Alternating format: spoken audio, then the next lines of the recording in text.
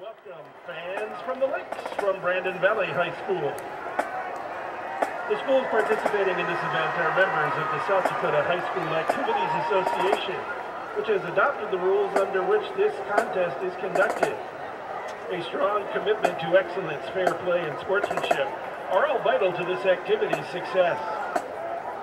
Washington and Brandon Valley High Schools appreciate your recognition of the values being taught at this educational event.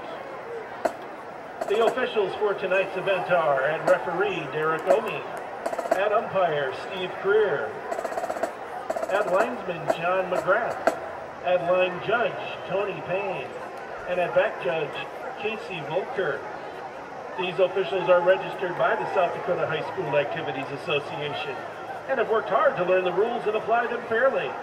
We request that you respect their honest efforts in administering this contest. Casey Miley, coordinator of athletics for the Sioux Falls School District, is the host game administrator this evening. Ladies and gentlemen, we ask that you please rise, remove your cap or hat, and pay honor to America with the performance of our national anthem. Please observe proper flag etiquette by standing at attention and placing your right hand over your heart.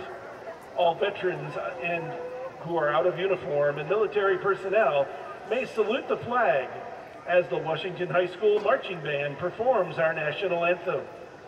Ladies and gentlemen, the Star-Spangled Banner.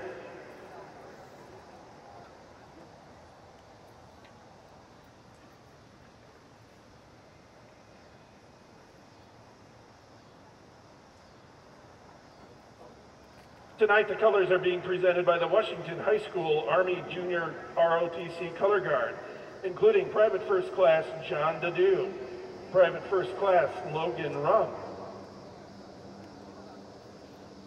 We ask that you please remain standing until the colors have been retired from the field.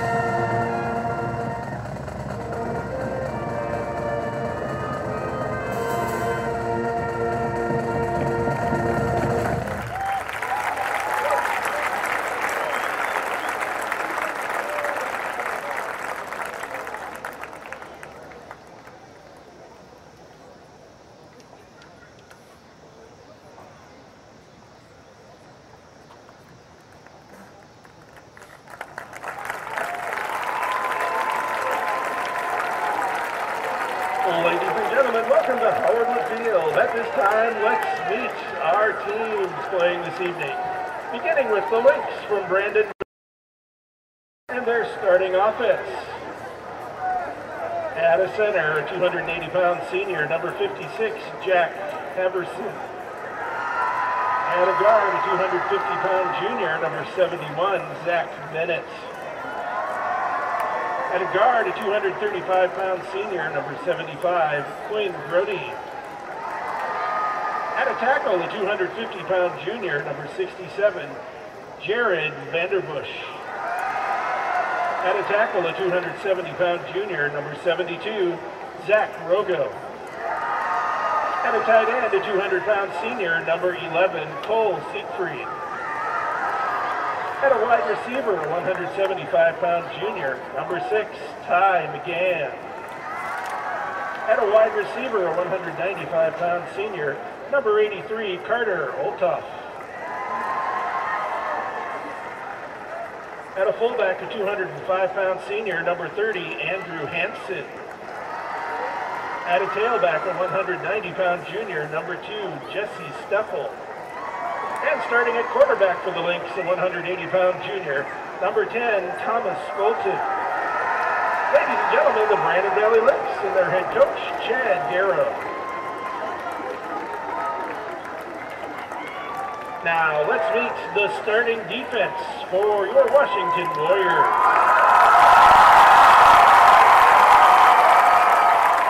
Starting at a nose tackle, a 210-pound junior, number 54, Ben Bartley. At a defensive end, a 265-pound senior, number 77, Peyton Newsma. At a defensive end, a 260-pound senior, number 25, Adam Derlin. At a left back, a 205-pound senior, number 27, Trey Ponto. At a linebacker, a 195-pound junior, number 52, Ben Peterson. At a linebacker, a 205-pound senior, number 50, Dylan Gard. At a linebacker, a 180-pound sophomore, number 33, Randolph Kapai. At a left corner, a 175-pound senior, number 7, Zachy Ledoux.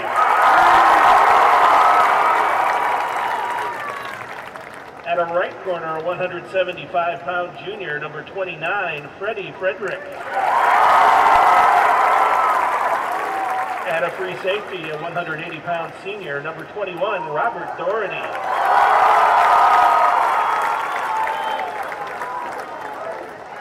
At a strong safety, a 185-pound senior, number 5, Nate Freed. Ladies and gentlemen, the Washington Warriors and their head coach, Chad Statham.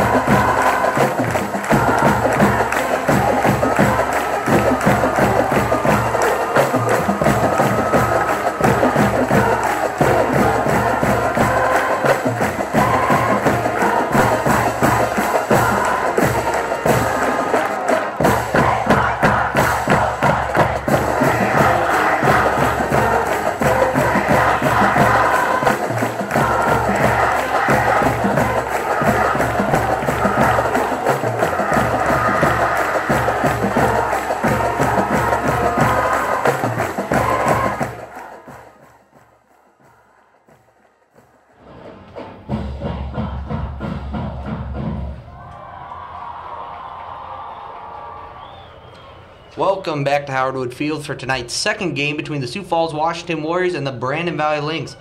My name is Caden Sheets, and I'm joined by August Mills up here in the booth. We are members of the Washington High School sports broadcast team, and we thank you for joining us for this presentation of KLRN Sports. Tonight, the three-time defending Class 11 AAA Washington Warriors will look for their 35th straight win when they host the Brandon Valley Lynx in the season opener. For the Warriors, who are ranked number 1 in the preseason poll, who have won the Class 11 AAA championship 3 straight years, including last year's win over the Roosevelt Rough Riders 20-19. Brandon Valley is ranked 4th in this preseason poll, and this is a matchup of 2 top 5 teams in the state about to kick off.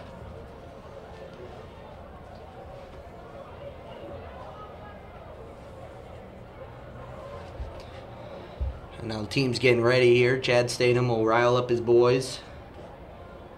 And I believe Brandon Valley will be getting the ball first. So it'll be the Warriors that kick off here to the Brandon Valley Lynx.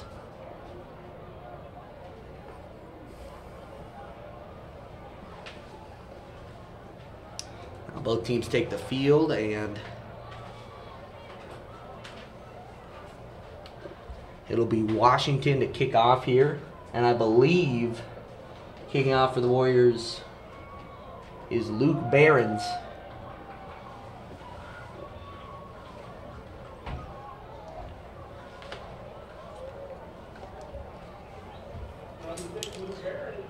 So yeah, Luke Behrens will kick off here for the Warriors. Back to return there for the Lynx. Yeah, 2 back there for the Lynx to return. And Behrens with the kickoff, and here we go. Warrior football has started for the 2018 season. On the return, muffed it a little bit. Is able to get out, though, and he gets tripped up and rambles his way to the 20. They're going to say he's down at the 20. Referees are going to spot that right at the 20 there. There's a flag back there. And we'll see what referee Derek Omi has to say about this. Number 21, Tate Johnson for the Lynx. That was returned by number 21, Tate Johnson for Brandon Valley. And during the return, we're going to get called from the ref. Block in the back. Return team number 22. Methodist goal for Valley. That is going to be a block in the back there on Brandon Valley, and that'll push them way back to the 4-yard line here. So Brandon Valley not starting off well, and out comes quarterback number 10, Thomas Skolton, for the Lynx here.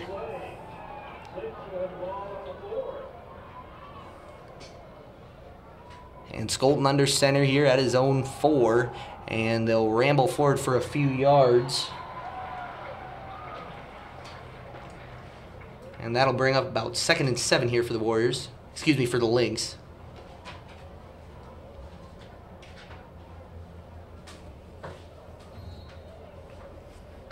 A host of Warriors got to that one. And carrying it was number 2, Jesse Steffel for the Lynx. So Jesse Steffel is in there at running back for the Lynx. And once again, it'll be Thomas Skolton under center for the Lynx here. 2nd and 7 at their own 7. And a deep throw there. Got his, he threw, and that one is out of bounds and a little long. So it's going to bring up a 3rd down here. The Warriors looking to get a 3 and out here. And Brandon Valley is going to have to get 7 yards to get this 1st down here on 3rd and 7 at their own 7. Not a good start for Brandon Valley, huh? No, not too good of a start. The penalty really screwed him over by putting him that far back, but we'll see how they do on 3rd and 8. So now you're sitting there at 3rd and 7 here, and it's going to be Skolton under center again. He's going to be in the shotgun here. I believe joining him in the backfield is Jesse Steffel, running back. And he'll get the snap.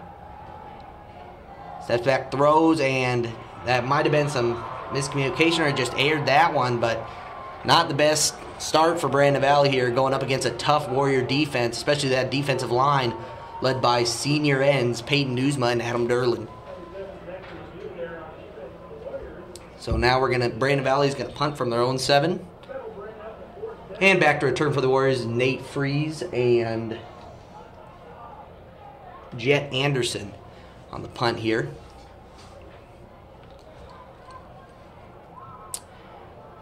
Punt is in the air, and they're going to let this one roll, and they're going to get away from it. It's going to be a generous bounce here for the Lynx, and that is going to get all the way to the 42-yard line before it's picked up there by the Lynx. So the Warriors will have 1st and 10 from their own 42. Not a great start for Brandon Valley. They're already losing the field position battle, and part of that obviously came from that block in the back on the kickoff return. Now it'll be senior quarterback Jaden Johansson running onto the field for the Warriors.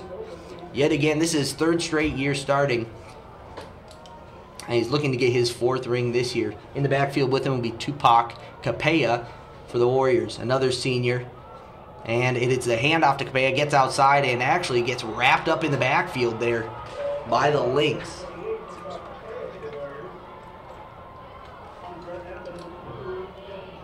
He was brought down by number 2, Jesse Steffel there, and he actually lost about 3 yards, so it's going to be 2nd and 13 from the 39 for the Warriors, Jaden in the gun again. Jaden get the snap here. Fakes a handoff to Tupac Capella, and that's going to be a catch there by the Warriors. No, he's going to drop it. It was poked out there.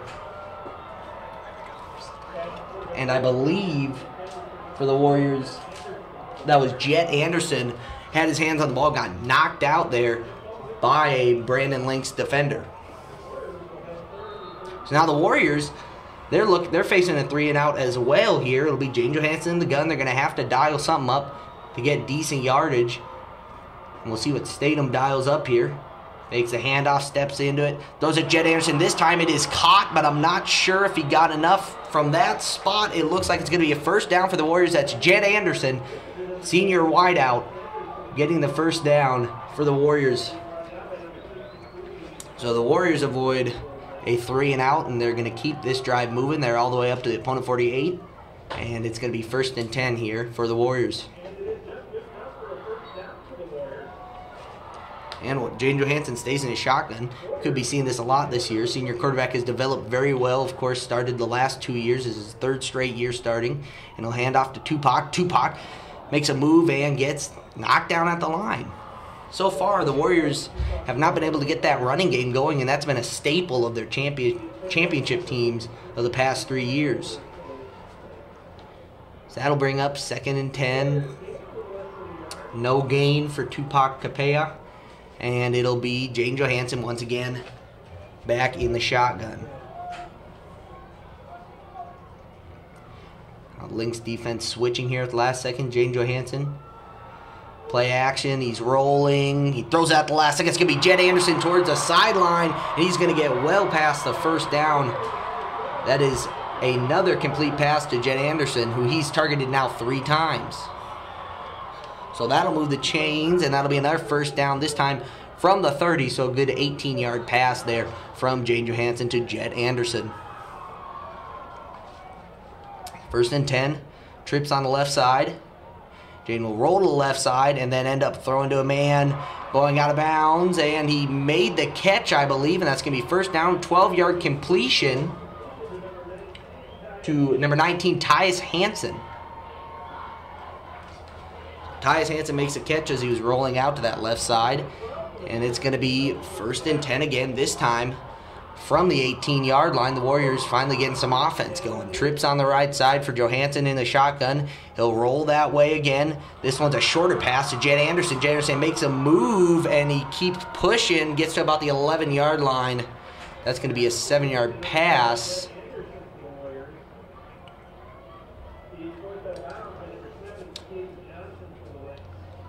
And there's actually a flag down right now. It looks like Washington's going to be moving back.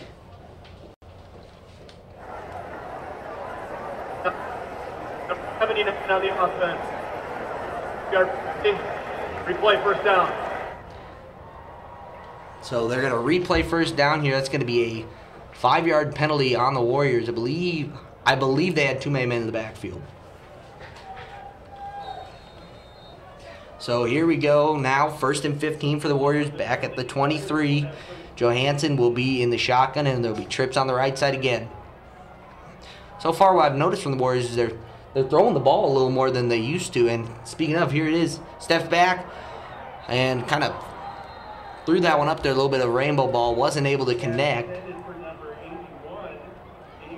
And that was looking for Gabe Person, the senior wideout. It's actually his 1st year playing high school football. He's a basketball standout. And that'll bring up 2nd and 15 on the incompletion. Now it's going to be Johansson again. Chad Statham calling to his quarterback, his senior quarterback, once again in the shotgun. Back there with him, Tupac Capella. And he is going to get the snap here on 2nd and 15 from the 23, and he'll drop back, and I believe we have a false start or offsides. I believe that's going to be called false start on the Warriors. So that's going to push it all the way back to 2nd and 20. And that's going to be called on Jet Anderson, the wide receiver. So just these are typical first game errors we're seeing here from the Warriors and Lynx, to be fair. And it's going to bring up a 2nd and 20 here for the Warriors.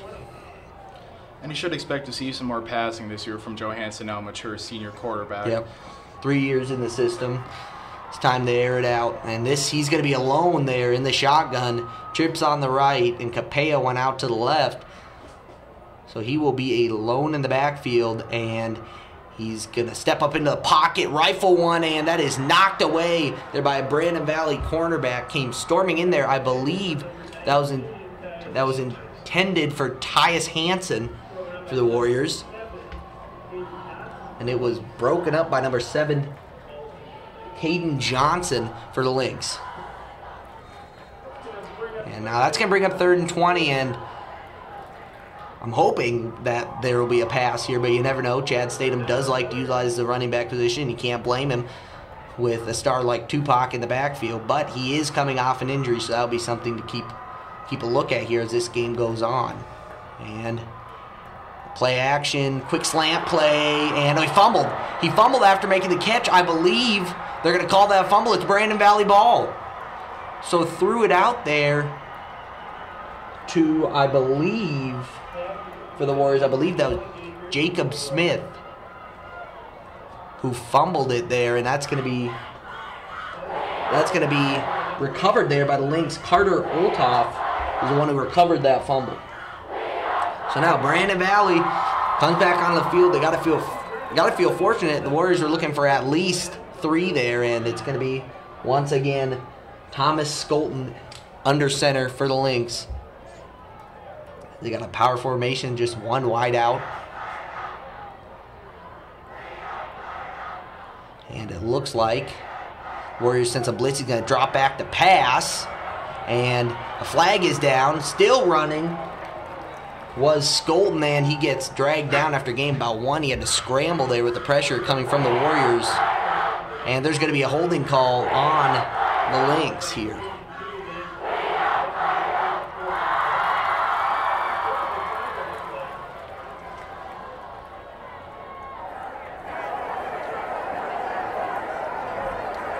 Now we're going to wait for the official call here from holding Derek Omi. Number 67 on the offense. That one goes to 57. Nathan Einen for the Lynx. So that'll push them all the way back to the 5-yard line, their own 5-yard line. Actually, closer to the 4-yard line. So they're in a similar position as they were when they started their last drive. So penalties have killed both teams so far. One, of course, has experienced a turnover in the shotgun. Was Skolton handed it off there, and the run gets them about 5 yards. Bring up 2nd and 15. And that was Jesse Steffel on the carry for the Lynx.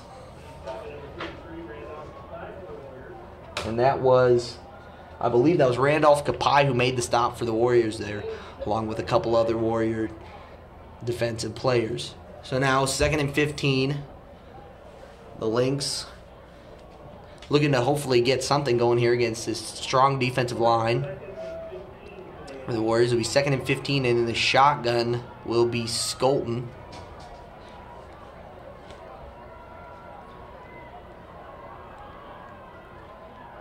Skolton gets a snap. Quick drop, and he's going to get hammered there, and they're going to call that an incomplete pass. The Warrior defense thought it was a fumble. Coming off the edge, I believe that was Trey Ponto. Came off the edge there at the blitz from the outside linebacker position. Just nailed Skolton, but he was able to get it away. And it's going to be 3rd and 15. Fortunate there are the Lynx because Trey Ponto came flying in and Skolton did not see him. Hit him at the blind side, and luckily Skolton was able to feel the pressure and just get it away. So that brings up 3rd and 15 for the Lynx. They're facing punting again deep in their own territory, and it'll be Skolton in the shotgun for the Lynx. A lone man in the backfield actually is Skolton.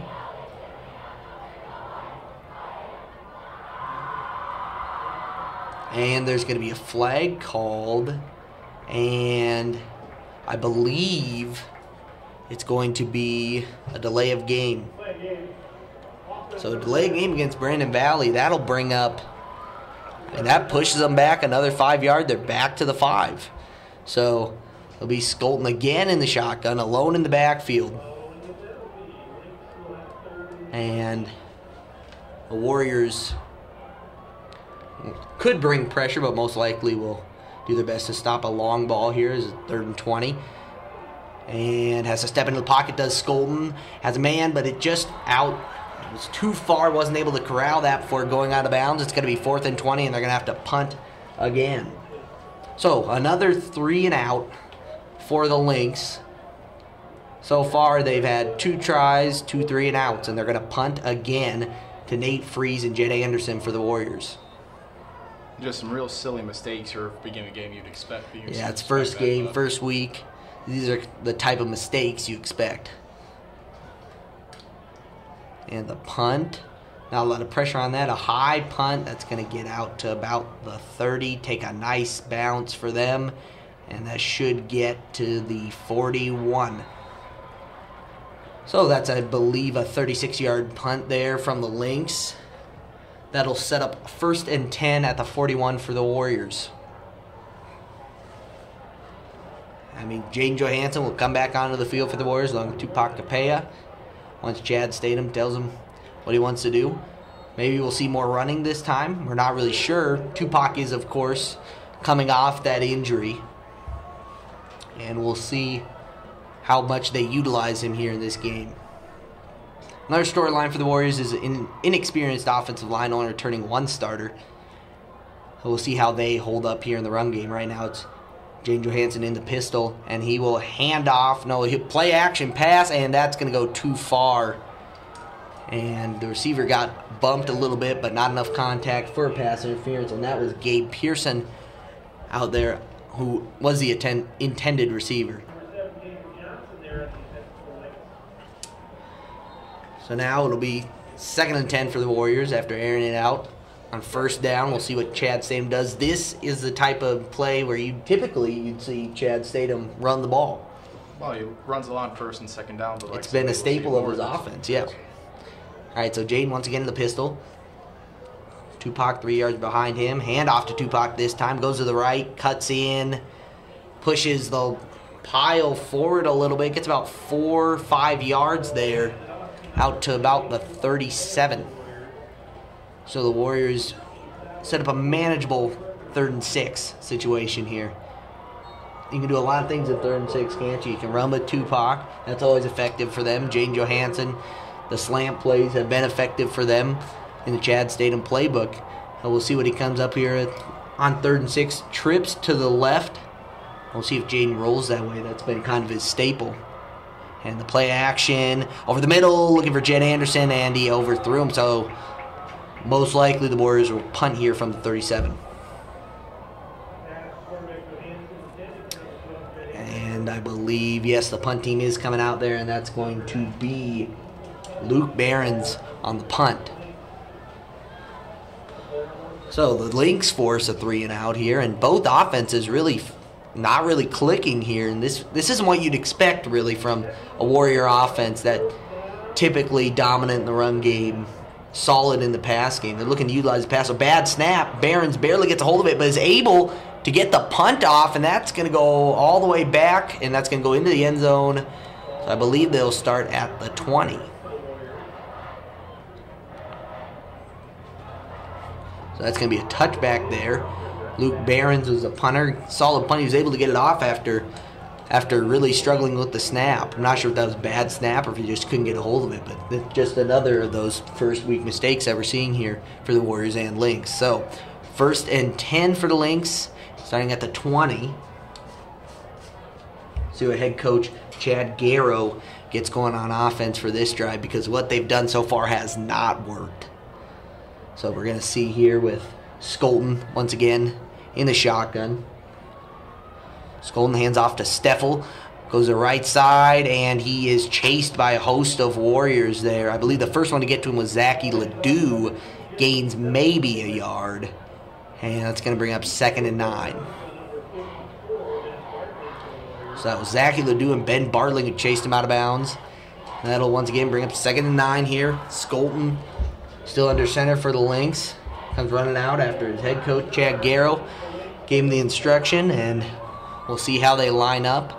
A lot of times in this game so far, they've lined up more power lineup, but this is not it. They got 3 wide receivers bunched here close to the left, And it'll be Skolton. Hands off to Steffel. Again, breaks a few tackles and ends up getting tackled there by, I believe, Randolph Kapai, who's the one who actually pulled him down for the tackle. But a host of Warrior linemen were able to get in there and disrupt that. So still nothing here. 5:50 left in the first. It's been a really defensive game, and I really think this defensive line for the Warriors is going to be crucial, and they've showed that. And also with the dialing up the blitz here a little bit with the outside linebackers, always key in a 3-4 system. And now this will be the 3rd and 9 for the Lynx. It'll be Skolton. Drops a snap and just falls on it. He had plenty of pressure coming his way. Once again, that blitzing from the outside linebacker spot. That'll be a loss of about 5. That'll bring up 4th and 14, and that's going to be another 3 and out here for the Lynx. That's 3 straight. And that bad snap, just some poor chemistry between center and quarterback you got to figure out here early in the season. Yeah, it's early in the season. These are the type of mistakes that you typically see, but they got to get that figured out if they want to move the ball. So the punt coming, a little bit of pressure on it, another high punt. And this time, not as generous a bounce. Goes maybe a few more yards. It's going to get to the 37. So, there is a flag, though, in the backfield on the far left side here. We'll see what the call is. It could be repunting here. We'll have to see what referee Derek Omi says the call is. I believe that is coming up here. The referees talk and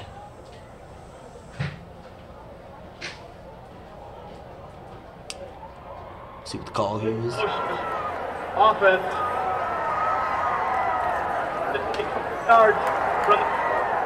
First down. So it'll be a legal motion there on the punting team, the Lynx, and that will move the ball forward for the Warriors, of course. And that is a 5-yard penalty, so the Warriors will get 1st and 10 from the 32 now. So starting in good field position, a good chance to get the first points on the board here in 2018. It'll be Jaden Johansson once again in the backfield, in the gun with Tupac Capella next to him. And this will be a handoff to Capella, runs up the middle and gets a good 4-yard chunk. And we're yet to see him really bust off a big run, and that'll be key here. And that was J.T. Bieber on the tackle for the Lynx. So hurry up offense here. Another handoff to Tupac Capella, and he gets shut down in the backfield, and they lose 4 yards, actually about 3 yards there. The Warriors do. Tupac he's really been held not much. I mean, he hasn't pulled off a big run. It's been little chunks here and there, and maybe it's something to do with that inexperienced O-line. He's a little rusty with the injury. Gotta get used to that. Yeah, he is rusty. He is coming off an injury, but this will bring up another long 3rd down, 3rd and 8 here for the Warriors. Johansson throwing this one deep left sideline, and that is going to go long, and this puts the Warriors in a precarious position. You don't really want to punt from the 30, but I'm not sure they have the kicker to make this. I believe Jet Anderson was the intended receiver there. Actually, excuse me, Gabe Pearson was the intended receiver here for the Warriors. And 4th and 9, and it looks like they're going to keep the offense on the field. I mean, you don't really have much choice when you're sitting at the 30, but the field goal is just not there. So Johansson in the gun with Capella back there. Johansson trying to draw him off right now.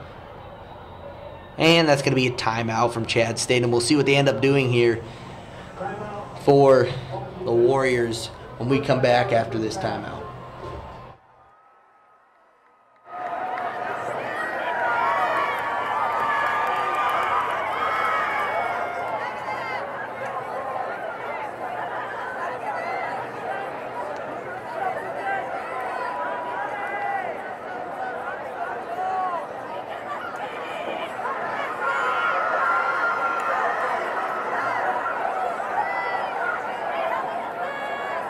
Sanford Power helps young athletes discover their true athletic potential.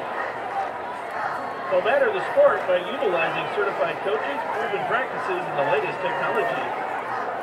Sanford Power, proud sponsor of the Sioux Falls School District. All right, we are back here at Howard Wood Field, and Jaden Johansson once again in the shotgun for the Warriors here on 4th and 9, trips to the right. We'll see if he rolls out that way. That has been the go-to play here for Chad Statham in this first quarter, and it'll be a screen play to Tupac Capella, and he's got to make a move there. He does, and that's going to be close to a first down. I believe he has enough. He met about 10 yards. He only needed 9, so barely gets a first down there. Tupac Capella on the screen play. Smart play drawn up there by Coach Statham. And some people might think going for 4th down this early is a bit risky, but not sure about the Lakes transfer Luke Behrens. New kicker replacing Brock Walker. Can't really punt from the 31. So now at the 21, it'll be the Warriors again. Jaden in the shotgun. Close here. Handoff to Tupac Capella up the middle. Makes a few moves. Still on his feet. And he is still going, and he will barrel his way down to the 1-yard line. And they're going to call it. They're going to give it a touchdown. Touchdown, Washington.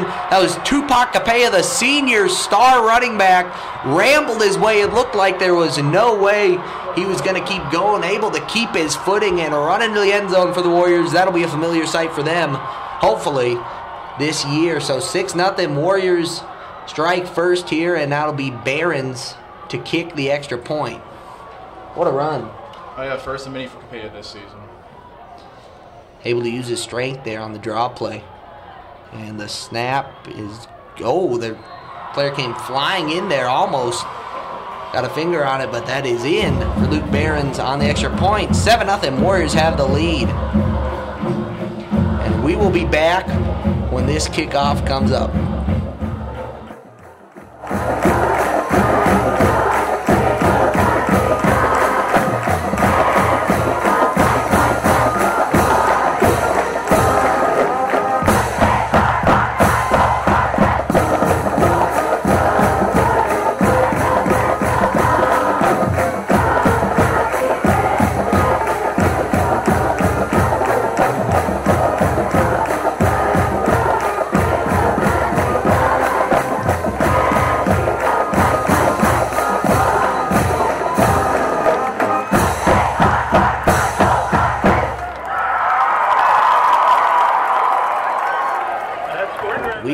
Here at Howard Wood Field for the kickoff. It's going to be Luke Behrens kicking off for the Warriors.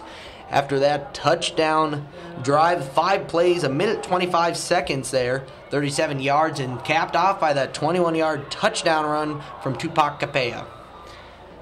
So it'll be Luke Behrens kicking off here. Brandon Valley has 2 back to receive this kick.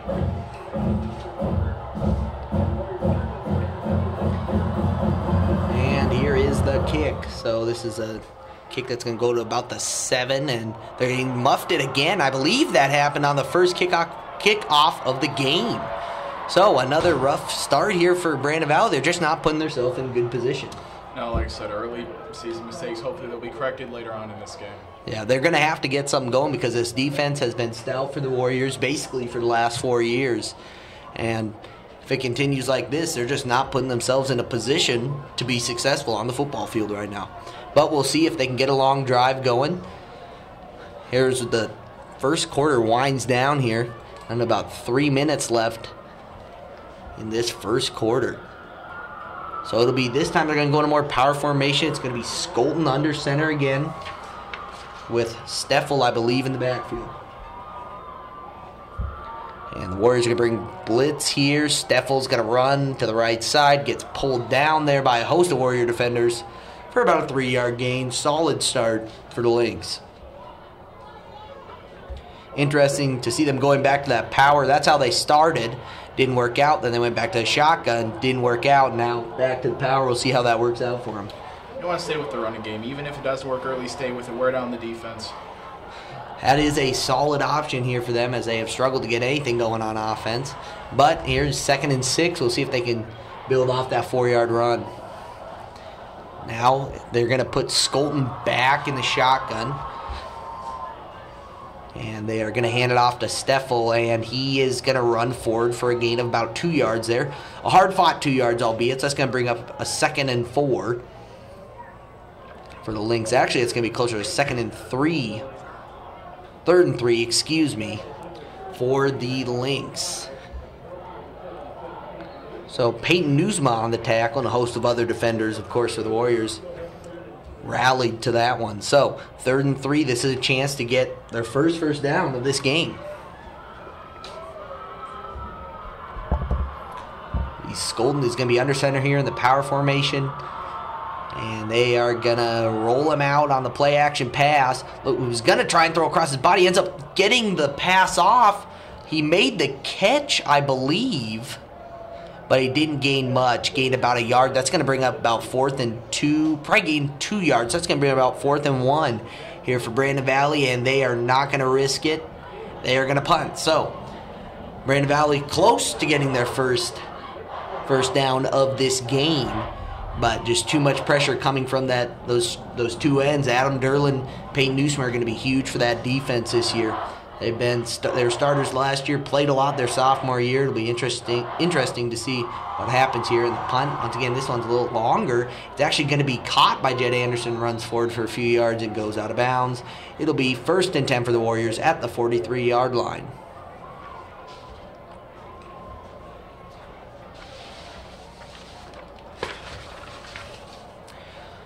So the Warriors, of course, last drive had that touchdown run from Tupac Capella, and he has not really been a big part of the offense so far, surprisingly. No, like I said, probably attributed to that injury, so we'll see him. The injury has slowed him. It's a first game, and obviously an inexperienced offensive line that'll look to strengthen as the season goes on. So Johansson, once again, under center here, in the shotgun, and he is going to hand off to Tupac Capella. He's running in the middle for about 2 yards, wormed his way for about 2 yards, didn't have much going, but positive yardage. He'll bring up 2nd and 8 here for the Warriors. Now Johansson looks at the sideline, gets a signals from his coaches, and he will be in the shotgun again, trips right. They've been running this a lot, these trips play, where it seems like Johansson likes to roll out there and get someone with an out route, and this is going to be a play action. He's going to roll right, more of a scramble this time, and a quick fire pass there to his receiver, number 10, Dylan Madsen there, gets a solid chunk, and that's going to be a 1st down for the Warriors, and that will be an 11-yard pass, but there is a flag right down there by the line, and that's going to be an eligible man downfield on the Warriors. 5-yard penalty. That's just, once again, it's another first-week mistake. They got to get that stuff ironed out, especially with their next game coming up against Roosevelt. That'll be a matchup of, we presume, number 1 and 2. Should be a good matchup, but they're going to have to get these mistakes figured out. And Roosevelt coming off of a big blowout win against Rapid City Stevens just a few hours ago. Now we'll see if the Warriors, obviously facing a little stiffer competition. Brandon Valley, of course, ranked number 4. They're holding their own, but we'll see what the Warriors can do here on 2nd and 14. Hand off to Tupac Capella. He just gets absolutely swallowed up in the backfield. He's still on his feet, though, and he is still alive, gets pulled down by the ankles. You got a feeling if he got one more broken tackle, he was gone. But he got pulled down by the ankles. That's going to be another loss. This one's going to be a loss of 4, and that's going to bring up 3rd and 17. And that'll be the end of the first quarter. Your score is 7-0. Washington has the lead over Brandon Valley. We'll be back for a start of the second quarter. End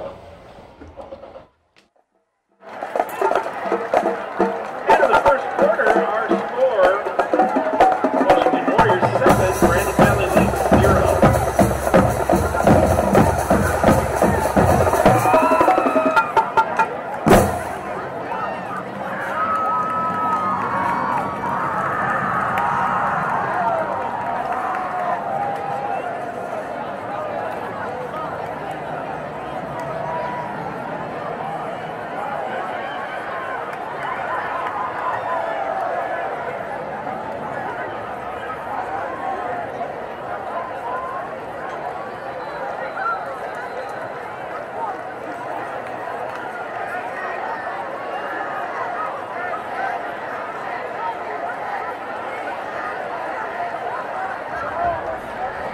Welcome back to Howard Wood Field here, and it'll be Washington with a 3rd and 17 here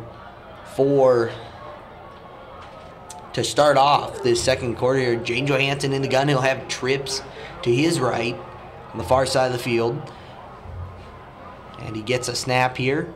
Hands off to Tupac Pay up the middle, and that one just gets shut down. That's been a familiar sight. I mean, he gets 4 yards, but you need a lot more here when you're looking at a 3rd and 17. So that's going to be now 4th and 14 for the Warriors. A classic 3rd and long play. You don't want to risk a turnover by an interception. Just run up the middle, take a few yards, and punt. Especially for Chad Staten. He's done that many times, and he'll continue to do that this year. So now the punt will be Luke Barron's. And this one will be a high punt, not going very far. It's going to be a fair catch from Brandon Valley. Made the catch. They're going to have the ball at the 23. This will be their best starting field position that they've had all night. And back out will come Thomas Skolton. And he's 1 of 5 so far here. Nothing really going in the passing game. He has 2 yards total passing. I mean, rushing has been basically the only thing that's worked, and that's Steffels ran 4 times, 10 yards. But outside of that, I mean, nothing's really. They failed to get a first down. There's not much to say there on the Roosevelt offense. It's just been shut down, 3 and out every time. And now they're going to hand off to Steffel, and he will get shut down there. And I believe the one who got to him first was Ben Bartling for the Warriors, junior nose guard. Not the biggest nose guard out there, but extremely aggressive. And right there, he fights his way to the ball. There's a good loss of 3 there. Steffel is shut down in the backfield.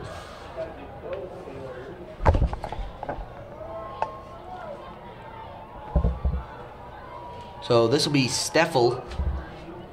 No, excuse me, this will be Skolton again in the shotgun. Steffel in the backfield, and he will drop back, Will Skolton. Pressure coming, has to get rid of it, and that's a completed ball, and that's going to be a good 20 yards, good 21 yard pass there from Skolton, and he was able to get away just before he got sacked there. That's Carter Olthoff on the catch there at the 20 yard reception. So Brandon Valley gets their first down of this game, and they'll come out and in the gun again will be Skolton. He's got 2 backs in the backfield, and that's going to be offsides or false start. And they're gonna get.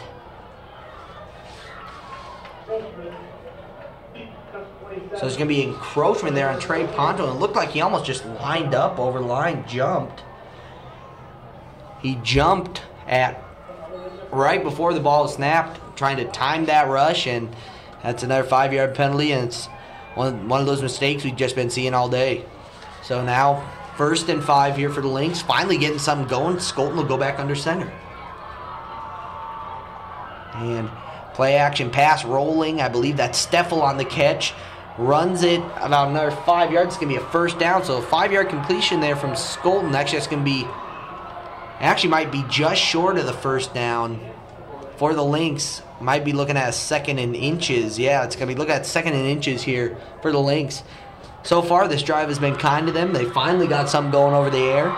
And lately, that's really been what's worked for them. And they're right in this game, only down 7-0. The problem is they haven't been able to get that offense moving. Well, now it looks to be coming alive a little bit. At least Skolton once again, this time with the pistol. He has 2 backs back there, and here is the snap. He's going to hand off to Stephen. Is absolutely, he was wrapped up well. He didn't get much, but he only needed inches, and that's going to be a first down for the Warriors. For the Lynx.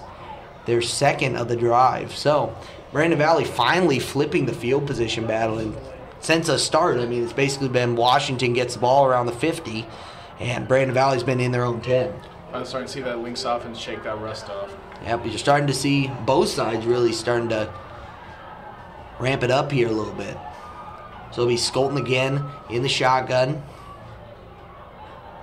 And Skolton, there's pressure coming. And finds a receiver under pressure. That was a good composure there in the pocket. That's going to be a first down, I believe. On that spot, that is going to be a first down, 10-yard pass completion for the Lynx.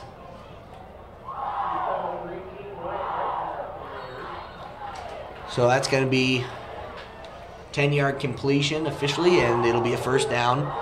Another first down here for the Lynx, and they are at the 39, the opponent 39, so they are finally getting some offensive movement here. Skolton in the shotgun yet again. He'll drop back, and he had pressure coming in. He got absolutely nailed. They're going to call that a fumble, and I'm not sure who got on it. It looks to be a Warrior, and it is going to be Warrior ball if that stands. That's number 25, Adam Derland. Too much pressure coming for the Warriors, and that blitzing has just, it's been effective all day in that 3-4 scheme that they're running. I mean, they're getting a ton of pressure, and that time it ended up with the turnover. Skolton looked like he was trying to pass it out, wasn't able to get it out. He got nailed, and Warriors picked it up, got a few extra yards, and they get the ball back right around that 47-yard line. So Warriors have thought they lost the field position battle. For a moment, they got it right back. Lynx offense just when it started to look just when it started to look good, it took a turn for the worse. So Johansson in the shotgun is gonna, they almost fumbled it. Johansson picks up, runs it. I'm not sure if that was, obviously the fumble wasn't planned, but I'm not sure if Tupac was supposed to have it or Johansson was supposed to have it, but either way, that was a broken play, and that'll be a loss of 1. Fortunate to still have the ball. I believe what happened is he just on the fake handoff, Tupac got a little too much of it and went flying. So it's going to bring up second down 11. That's another first game mistake that we've been seeing. So Johansson in the shotgun again. Trips here on the near side. Steps back in the pocket, fires one, good ball, and the catch, I believe, is made. That was a great catch there by number 11 for the Warriors, Jacob Smith, and able to get a foot down for going out of bounds. Wonderful throw, wonderful catch for the Warriors here. A Warrior first down now. That was an 11-yard play, I believe, for the Warriors, and it's going to be 1st and 10 from the 36-yard line. Once again, Johansson in the shotgun. This time the handoff, Tupac finds a little bit of space, goes outside, runs into his own blocker, and ends up with about a 5-yard carry. Not bad. He was just looking for a hole to cut up in and take it all the way, because when he has that elite breakaway speed, makes him one of the best running backs in the state. Absolutely. So 5-yard gain, 2nd and 5. Johansson once again in the shotgun. And it's play action. Actually, it's going to be an option keeper here for Johansson. And he has the ability to run, but he's not really a run-first type guy. He's definitely a pass-first quarterback. Good play to run up and utilize the speed that we know Johansson has, but just it hasn't been really called much in this Chad Stadium playbook. Good option play, good read. That was solid all around for the Warriors and got him a first down. So they move up to the 22-yard line here. Brandon Valley, just when they thought they were getting into it, now look like they're giving the Warriors an opportunity to create cushion here. Now Johansson once again in the shotgun. Formation is the same. He's floating the ball to Jacob Smith. Touchdown, Warriors! Jacob Smith looked virtually unguarded. I don't know if he burned his defender or they just got confused, but wonderful play drawn up by the Warriors. Wonderful pass from Johansson. Just a nice little rainbow throw there right in the hands of Jacob Smith, who ends up having to dive to make sure he has that one. Touchdown Warriors there on the 22-yard touchdown pass from Johansson. Now they're looking to make it 14-0. Luke Behrens again on the extra point. Good offensive series there for the Warriors. They took advantage of that mistake from the Lynx, and they were able to go and get, well, not 7 points, just 6 points as Luke Behrens misses that extra point. So 13-0 it'll be. We'll be back for kickoff here on KLRN Sports.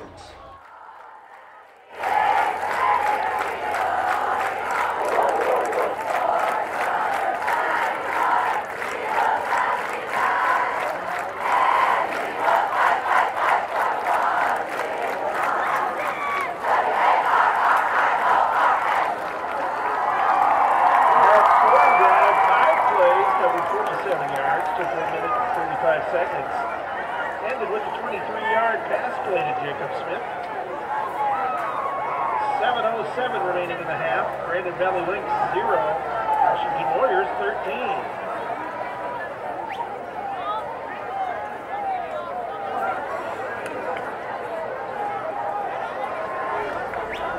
Welcome back to Howard Road to Field here on KLRN Sports. It's going to be Luke Behrens again for the kickoff here on the Warriors. That last drive for the Warriors was 5 plays, 47 yards, just 1:35 there. And, of course, it all came off that turnover from the Lynx. And they were driving. I'll tell you what, they were actually getting into it. And it ended up being a turnover. And Behrens here on the kickoff, a short one, only gets to about the 27. And the Brandon Valley return man gets tripped up and then finally brought down by 2 Warriors. Gets crunched there. That is a collective tackle there from the Warriors.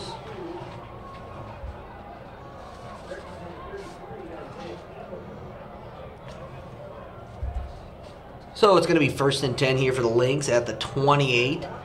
They're looking to get a repeat of what, I mean, they were doing a lot of things right there on that offensive drive. It just didn't end up the way they wanted. That blitz was just too much. That stout Warrior defense starting to come alive. Yeah. So we'll see here what they can get going. 1st and 10 from their own 28. It'll be Skolton once again in the backfield for them. The handoff to Steffel, and he'll get a nice 4 or 5 yard gain here. It's going to be 4 from that spot. Solid run game, and you know what? For as tough as the Warrior D-line is, I would say that, I mean, Brandon Valley's run game has been okay. You know, they've been getting some solid gains. Nothing huge, but it has kept the offense alive. This brings up a 2nd and 6 here for the Lynx. Skolton once again in the shotgun. Gets a snap. Hands off to Steffel. This time he's not getting anything, and I believe he was taken down by number 46, Gabe Freerichs.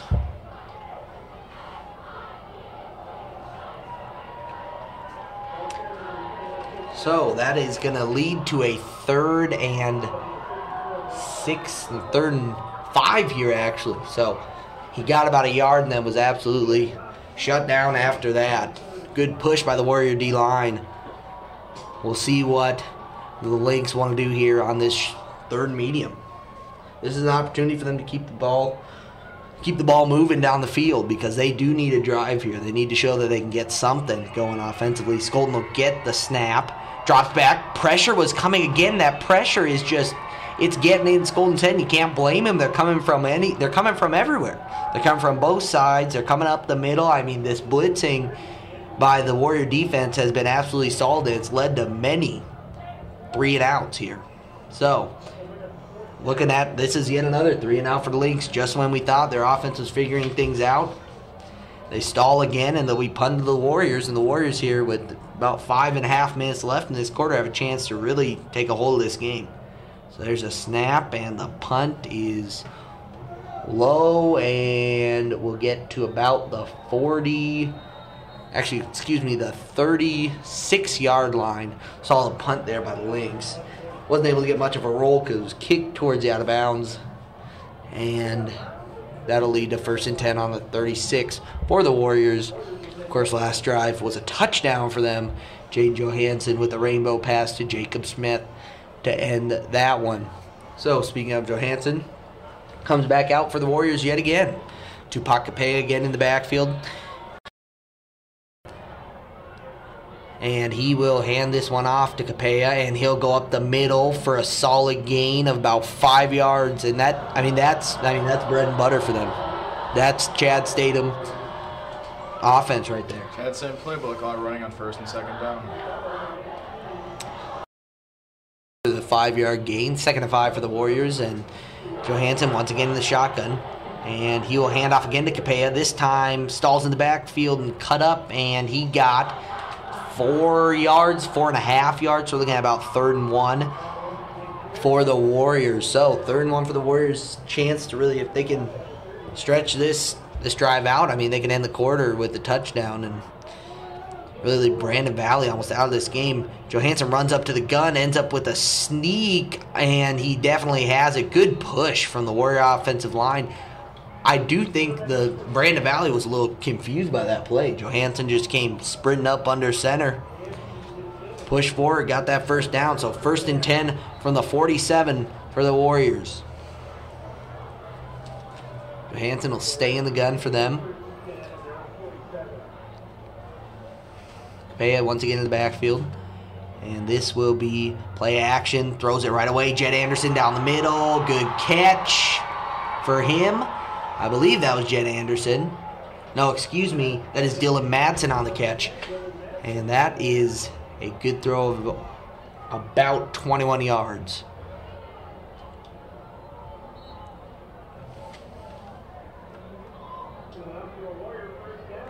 So, Warrior first down, 1st and 10 from the 31. And Johansson takes a snap, hands off to Capella, finds a little bit of space, cuts up, still on his feet, pulled down by his shoulder pads. The Warrior sideline and fans did not like that hit, but it seemed legal. So, it is going to be 2nd and 5 there after a 5-yard gain from Tupac Capella. Now, the run game is starting to come alive here a little bit for the Warriors. Interestingly enough, the pass game has really been solid for the Warriors, and that's not their usual typical. It's not the way. A lot of seniors on this offense. Yeah. So the play action, Johansson once again throwing over the middle. That'll be Jet Anderson on the catch for the Warriors. That's going to be another first down. This one, about a 7-yard pass play for Johansson, and the drive continues. We're down to about 3.5 minutes here in this first half. Johansson still in the gun for the Warriors. The receivers bunched up on both sides. And play action again, and that slant play, that play action slant, or those, that's going to be Tyus Hansen there on the catch. So another first down. No, that is going to be, actually they're going to call that one incomplete. So pass incomplete, that's going to bring up 2nd and 10. It was intended for Tyus Hansen. And we'll see what the Warrior offense does now in this situation. This is a situation where we could see Tupac Capella up the middle. So, Johansson in the gun again, as he's been most of the game. Hand off to Capella up the middle. No, excuse me, Johansson on the option keeper. Makes a move, still moving, and was able to get a good 3.5 yards there to bring up 3rd and 7. Really starting to utilize Johansson's running ability. Johansson's running ability, I mean, it's always been there, but it's never been a focal point of this offense. We'll see. Maybe this is the year they start using his legs a little more, maybe incorporate some option plays. We'll see how that works out for them. Maybe they're just looking not to lean so heavily on Tupac Capella here early in the season. So this will lead to 3rd and 7. Warriors in the shotgun. Johansson gets a snap, drops back. Quick fires it, and there's going to be a drop there by Dylan Madsen, I believe. He was semi-open. He was near that sideline. I mean, the out route worked well. Good throw by Johansson. Hit him right in the hands. Dropped it, and those are drops you can't have. And it looks like the Warriors are going to go for it here. 3rd and 7 at the 15. They might not be confident in that kicking game of Barron's. So it's going to be Johansson in the gun, and that's going to be a false start. Not sure if that was I'm not sure if that was a snap error, because the rest of the offense was ready to go. The snap just wasn't there. This is once again another first week error that you're used to seeing. And you got to remember, these are high school kids, so they'll get there. They're obviously going to improve. They're improving over this game. You see a huge difference from, I mean, that first quarter, both teams could not move the ball. Now Warrior offense finally starting to take over. See if the Lynx can get it figured out next time. Yeah. So it'll now be 4th and 11 for the Warriors. Johansson in the shotgun, trips to his left, and he dropped the snap and got it out to Tupac Capella, and he is going to get knocked down after. It's going to be a loss of 3. Brandon Link's ball. So the Warriors failed to capitalize on a chance to go up by 3 scores here in this game heading into half. So 2:24, this is Brandon Valley's chance. Washington gets the football first in the second half, so this drive becomes a little more crucial here, knowing that offense for the Warriors has started to ramp up. This becomes almost, you know, a must-score drive here. Get something going, get some confidence going into that locker room, because right now, I mean, sure, the score says 13-0, but it's been all Washington. As Washington getting the ball to start the second half, they really need to score here. So Skolton in the gun. He'll drop back, and pressure coming up the middle, and the pass was a little low. Good defense there by Nate Freeze anyways, and I believe there's going to be a holding call on the Lynx. I'm not positive though, as there's pressure up the middle, but actually they're going to get roughing the passer there on the Warrior defense. And that's going to be an automatic first down for the Lynx. I'm not sure who they called that on. I believe it was Peyton Nusma, but I'm not positive. So 1st and 10 now from the 38. So Lynx getting benefit from the mistake there for the Warriors. And it'll be Skolton once again in the gun. And dropped back. And a long throw. Got his man. He was close there, and Freeze was there. Didn't really put his hands up. Just tried to hit him, and the receiver just kind of went over and made the grab. So that's going to be a first down there on a long pass play from the Lynx.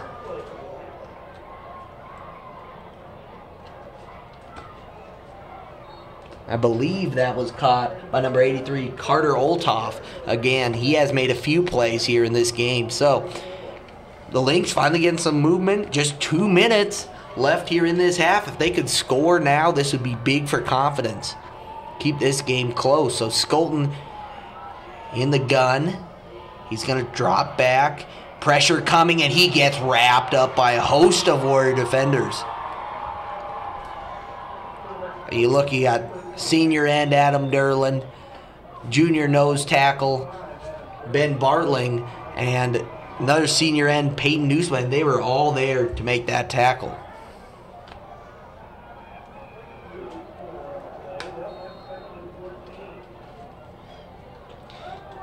So it's going to be 2nd and 14 now. Loss of 4 there for the Lynx. So pressure was just too much for them. It'll be Skolton once again in the backfield, this time alone. So we set up here. Here comes the snap. Brandon Valley. The crowd gets into it. There's going to be a timeout.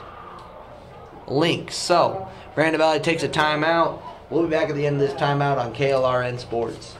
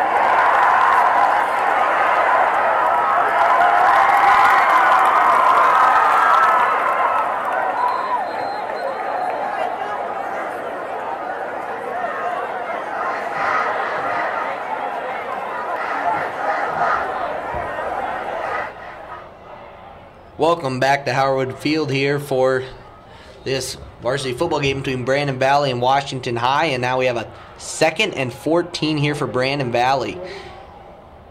This came off of the sack by the Warriors, and it's going to be Skolton in the shotgun. There's going to be a flag call. There's going to be a flag thrown on the far sideline there. We'll see what this is. This could possibly be offsides on the defense. And we're going to learn here as Derek Omi gives us the official call.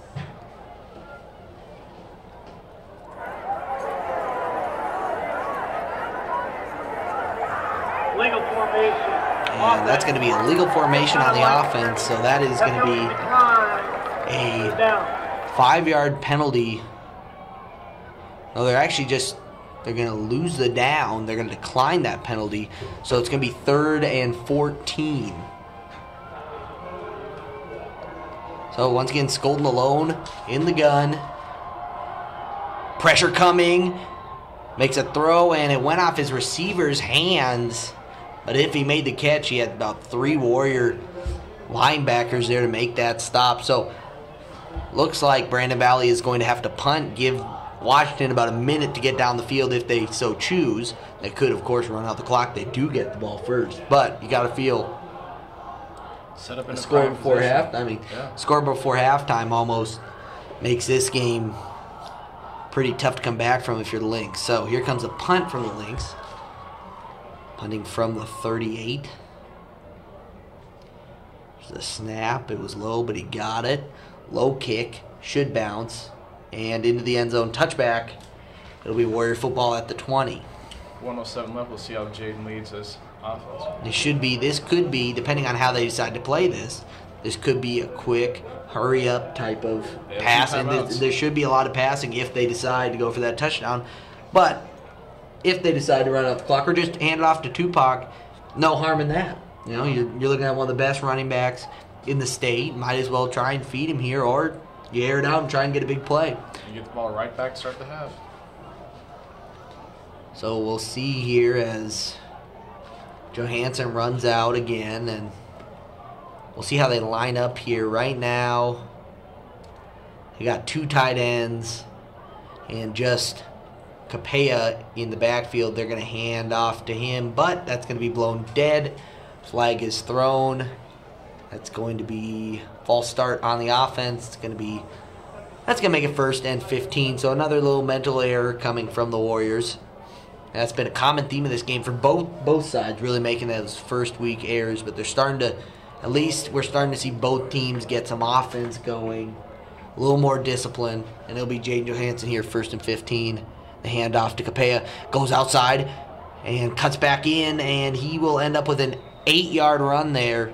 Very elusive is a senior running back, and he's able to find space. Now, he can be powerful, but I think he prefers just to find a hole and go. Great agility. Great agility. He's very agile, and we'll see what he can do here. This is his senior year, of course, being looked at by a lot of state colleges. So we'll see how he does this year. Johansson once again in the shotgun, but 2 tight ends in there, so very likely they run here on 2nd and 7. And the handoff to Capella, looking for space, doesn't get any. They let that clock run down. We're looking at 20 seconds. More likely than not, that was the last play of this half.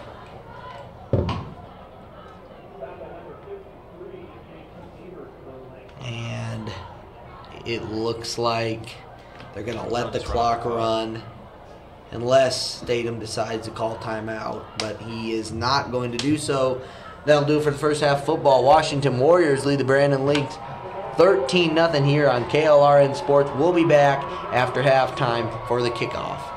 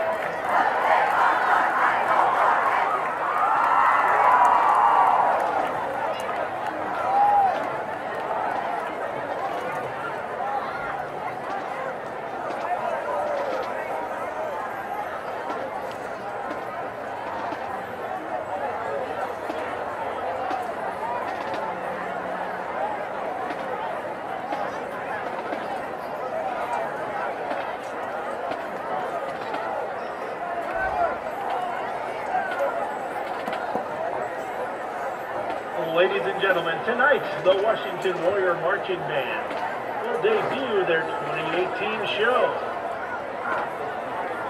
This year's production is entitled Koya Niskatsi, drawing its title from the Hopi language meaning life out of balance. Koya Niskatsi is a renowned documentary circa 1982 that shows how humanity has grown away from nature. Featuring extensive footage of natural landscapes, elemental forces, the film gives way to images of technology, humans, and modern civilization.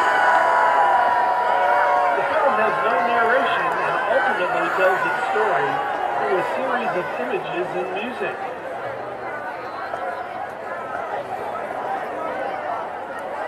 Presenting the music of award-winning composer Philip Glass, the Washington Warrior Marching Band will take you on a transformational journey, showing what destruction can occur when humans and technology are introduced to nature in all of its beauty.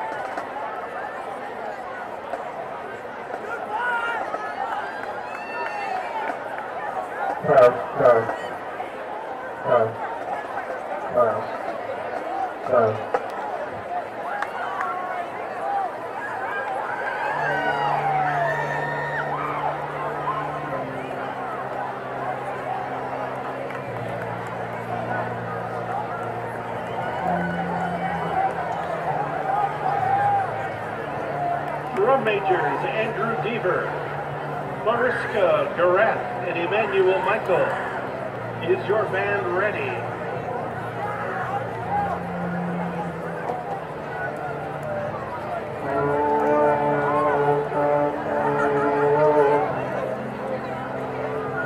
for your marching band, you may now take the field in exhibition performance of Koya Niskatsi.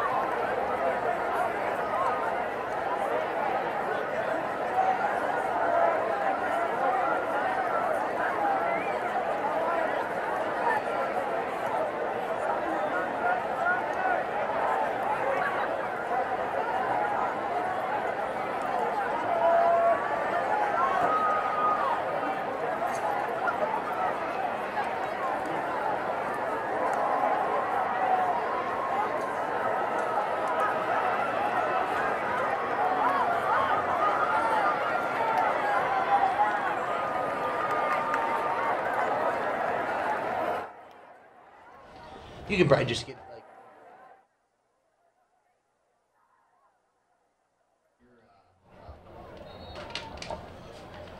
Welcome back to Howardwood Field here for the second half. High school football, Washington versus Brandon Valley here.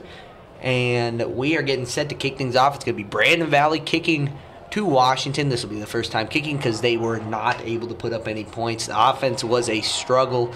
A few signs of brightness, and then bam, all of a sudden that defense stepped up for the Warriors, and I think that's going to be a key for them all year. See if Coach Chad Garrell gave him a nice rousing speech to motivate him at half. Yeah, halftime, you look at it, you're looking at the numbers here. Skolton only had 64 yards throwing. Running, they didn't have, and they had 12 from Steffel. There wasn't much going on offense at all. The Warriors, on the other hand, they kind of went off there in that second quarter, and this kick is going to go out of bounds. That'll be Warrior ball, and I believe they'll put him at the 35. So the ball will be placed in the center mark, 35-yard line. 1st and 10 for the Warriors here to start this one. And the Warriors really, if they can come out here and score in this drive, that'll put them in a good position to win this game, and especially with the way their defense has played so far. Some real pressure on the Lynx to start scoring. This defensive series and offensive series coming up next is going to be huge in determining how this game goes.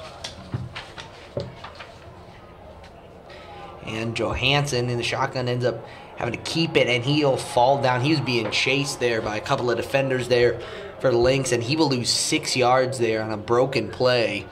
The play was busted up from the beginning. The middle of that defense there is just got too much of a push. That shows the inexperience of the Washington offensive line, the most important position of football. Yep, they are inexperienced, but they do got some solid talent on there. Carson Wilson obviously started last year, is a senior now.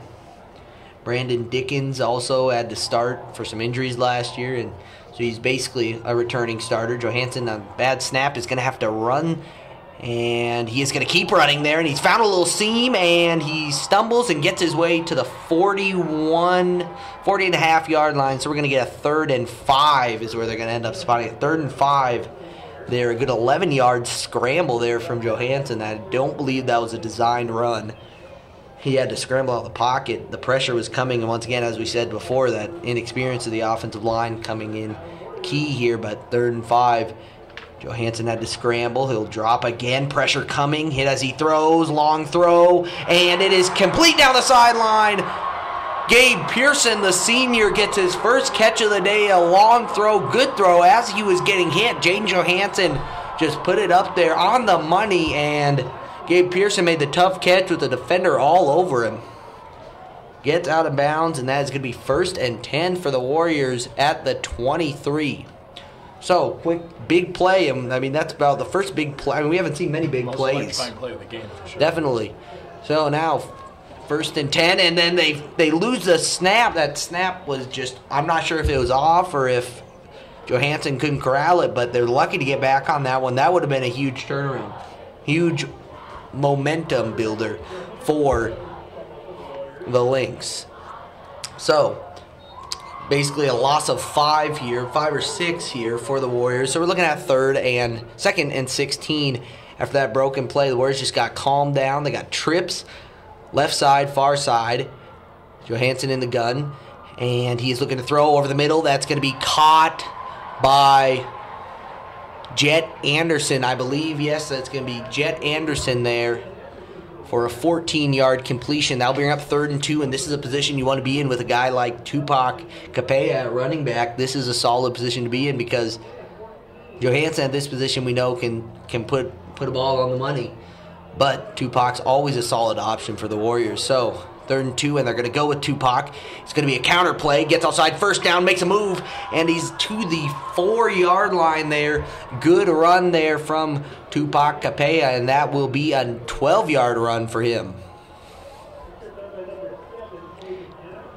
Was tripped up by number 7, Caden Johnson, for the Lynx there at the 3. So we're looking at 1st and goal from the 4 actually for the Warriors. This is going to be a more power formation. They actually got a fullback in there. We haven't seen this often. And then Tupac's going to go outside, and there's going to be a flag called, but Tupac is brought down at the 2-yard line, gained a 2, but a flag was called. And from where the flag is, could be an offensive penalty. Could be moving the Warriors back here.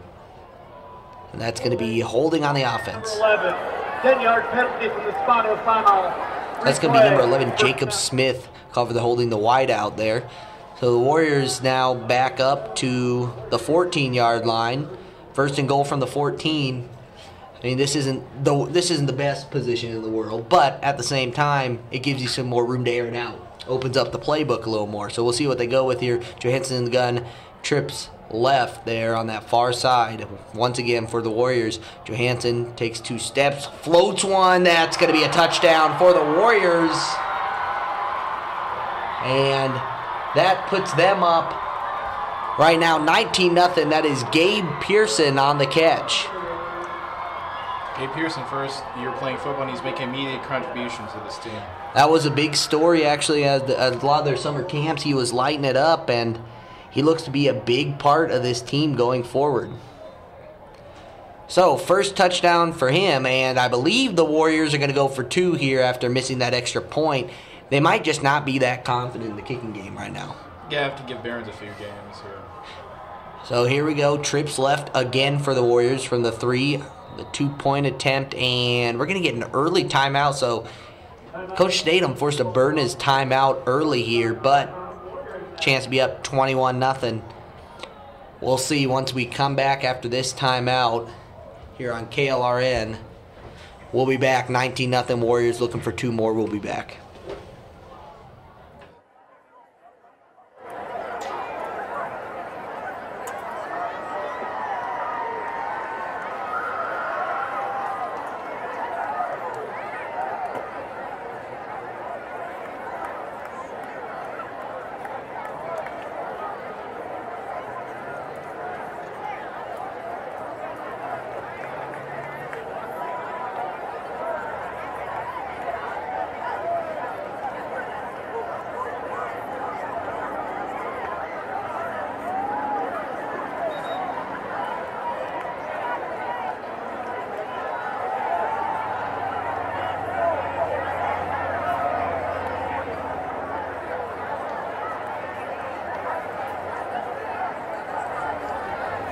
Welcome back to Hardwood Field here, and the Warriors are looking to get 2 more points here. They're going to go for 2 after missing that extra point late in the first half. It's 19-0 right now, and Johansson's going to roll to his right. He's going to make a short pass, and that is complete, and the 2-point conversion is good. That is Jacob Smith there on the 2-point conversion. 21-0. The Warriors have a 3-score lead, and have really opened this game up. We'll see how Brandon can really come back from this here in a short while when we get this kickoff. Right now, I mean, it really looks like Washington is growing into this game. Brandon Valley, we'll see how they do, but their defense didn't look too sharp. No, Washington offense came out firing, and we'll have to see if Brandon can counter that. Of course, a big play of that drive was a long pass, Gabe Pearson down this near sideline, but of course it ended with the pass touchdown to Gabe Pearson as well. He was all over the field, and you got to think he's shaking off a little of the butterflies they had in the first career high school game. As a senior. I mean, so he's a senior, but I mean, it's still his first game, and way to go out and get a touchdown. But he's been a big story this offseason. Looked like a great addition to this team. Just another weapon for this Warrior offense that has looked pretty potent basically ever since about midway through the first. So now it'll be Barons again on the kick.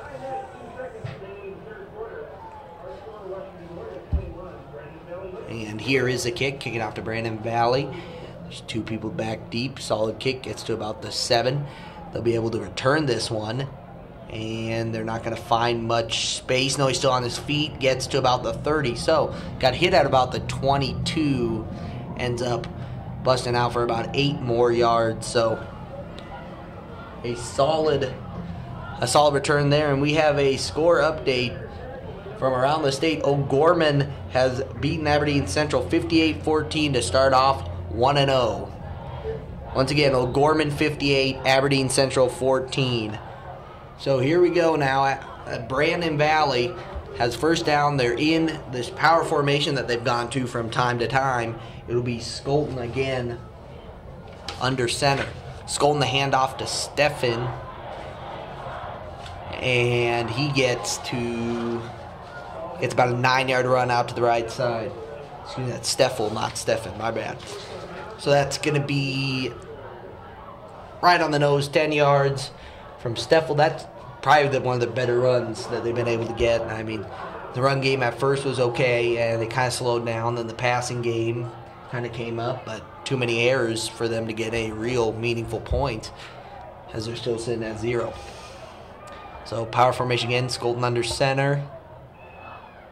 And he'll hand off to Steffel again. Gets the outside again and gets 2 yards there. Knocked out of bounds by a host of Warriors.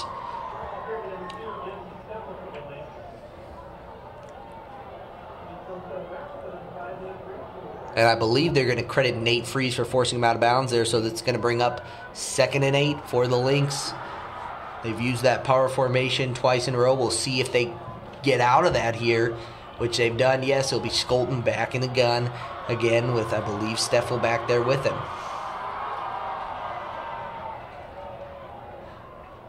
So, Skolton waiting for... Hits a snap, drops back a few. There's pressure coming, a step up into the pocket. Rainbow over the head of his intended target. Multiple Warriors in the vicinity. But if that was a good throw, the receiver did have the advantage.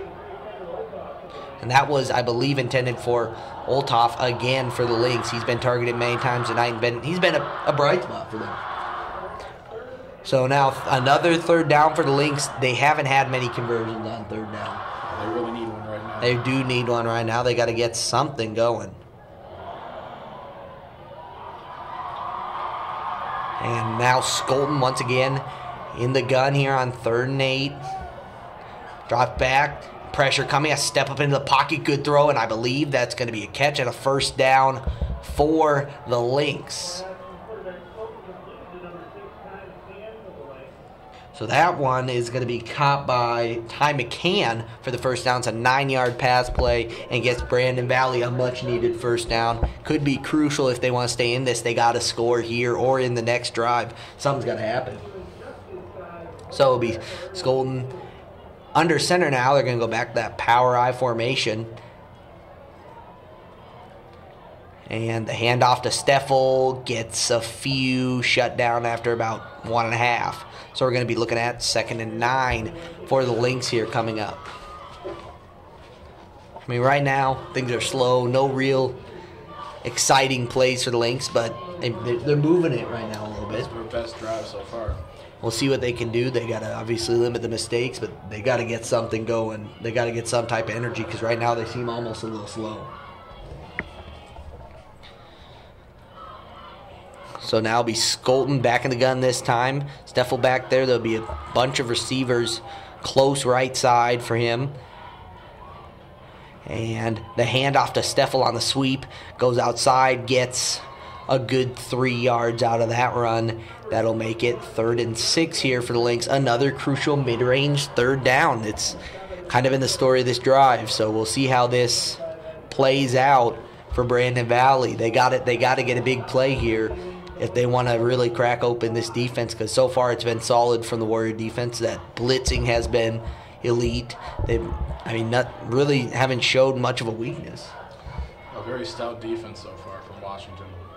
So now Skolton talks to the center quick, going to go back in the gun. Steffel back there with him. 4 wideouts. Actually 3 wideouts and a tight end. And they're going to run the screen play, and Zach Ledoux misses a tackle, and he's got to keep going. Steffel just rambling his way to a 1st down, and then there's going to be a flag. I believe that might be a personal foul on a Warrior. Hit out of bounds. Yeah, late hit there. We'll see what we get the call from Derek Omi. But there's a chance that the Lynx are going to be set up well here.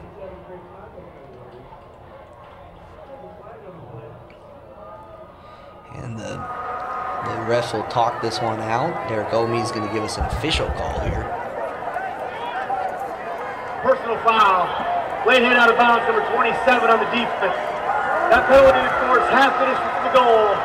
1st down. So they're going to get that late hit call, and it's going to be half distance to the goal. That's going to push the Lynx all the way up to the 15. They're in the red zone for the first time today. This is a chance for them to get points, get some momentum going here that they just have not had. Skolton's going to stay in the gun here. Steffel back there with him. So Steffel, of course, just had that huge gain on the screenplay. Skolton dropping back. Rainbow ball to the corner. Dropped it. Probably would have been out of bounds anyways. Good defense there by Kapai for the Warriors.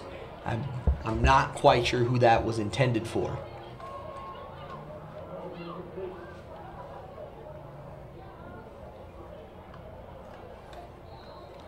So with 2nd and 10 from the 15,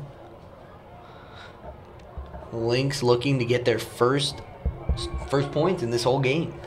Washington's defense has been stout, but they're finally starting to get a drive together here in this second half, midway through the 3rd quarter. So Skolton stays in the gun on 2nd and 10. A man in motion. Takes a few steps back. Pressure coming. Has to step in the pocket. Throws it in the middle of the end zone. Oh, good defense there. Wonderful defense by the Warriors.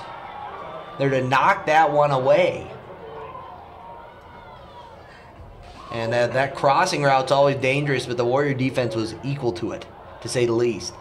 Knocked that one right out of the hands of the Brandon Valley receiver. Now a big 3rd down for Brandon here. Really need to convert this, keep that momentum going. Big 3rd down. If they can get a 1st down or at being this close, get a score, that'd be huge. So 3rd and 10 from the 15. I mean, you're almost looking at maybe a 2-down situation at this point? Yeah. Possibly. You're down by 3 scores. You want a touchdown on field goal. So they're going to come out in that power I formation, and they're going to fake it. Play action pass. Looks to throw in the end zone. Has a man. The catch is made. I don't know if he's in bounds. He is. Touchdown, Brandon Valley. So Brandon Valley is looking to claw their way back in this game, and that's a start. Right now, 21-6. The extra point, of course, coming up. Huge play for Brandon Valley. A great drive, and it was seriously one they needed. If they don't get that drive, Washington's offense has been unstoppable these last few drives.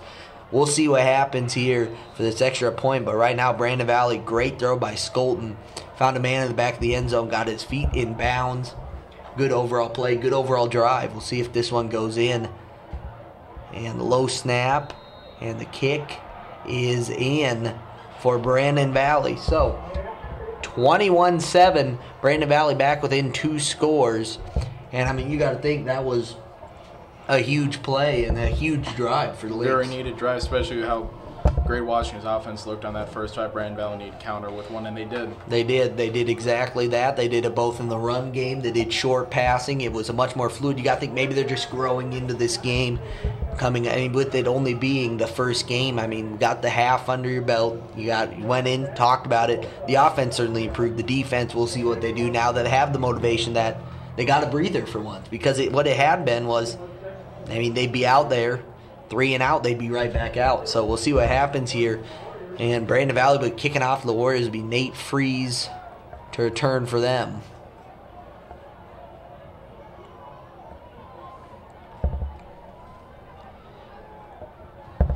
So kickoff coming here, 21-7. Brandon Valley took the ball all the way down, scored with a nice throw there on 3rd and 15, and this one will be returnable for the Warriors. Takes that about the 3, gets to the 30, and gets stood up at about 32 out of bounds. First down, Warriors at the 32. We'll see Jaden and company come out again. Looking, I mean, if they get a touchdown here, that puts yourself in a great position. Great position. Take the momentum right out of Brandon Valley, bring it right back to Washington. Brandon Valley right now does hold a lot of the momentum. We'll see if Jaden and Tupac, the 2 seniors, start. Well, I mean, you look at all their offensive weapons. A lot of them are seniors. And they're calm. They know what they need to do to get, just to get stuff going their way again. So now they're going to run the double bunches again. That's going to be Johansson in the pistol, hands off to Capella, and he gets swallowed up. Plays like that are not going to win you back momentum. And that's a 2-yard loss. A host of Brandon Valley defenders got to it. It's an enormous push.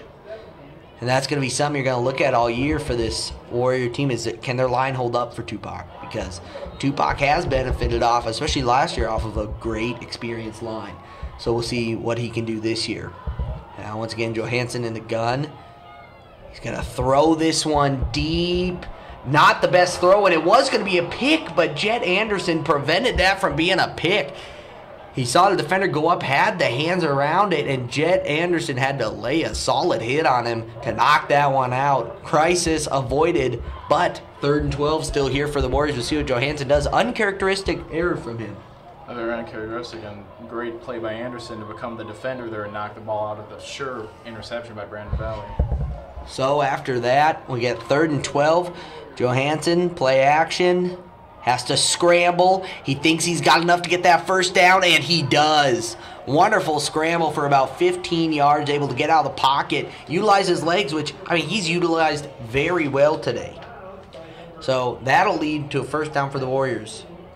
A lot of Washington fans probably wondering why we haven't seen Johansson run like this in years past. It's new this year, obviously, because, while it has been utilized to a point, it just has not been really incorporated. The option hasn't been huge for them. Obviously, this was an option play, but we saw them earlier in this game utilize that option, and he was really able to get out of the pocket and run there. He didn't look uncomfortable running. He looked right in his zone.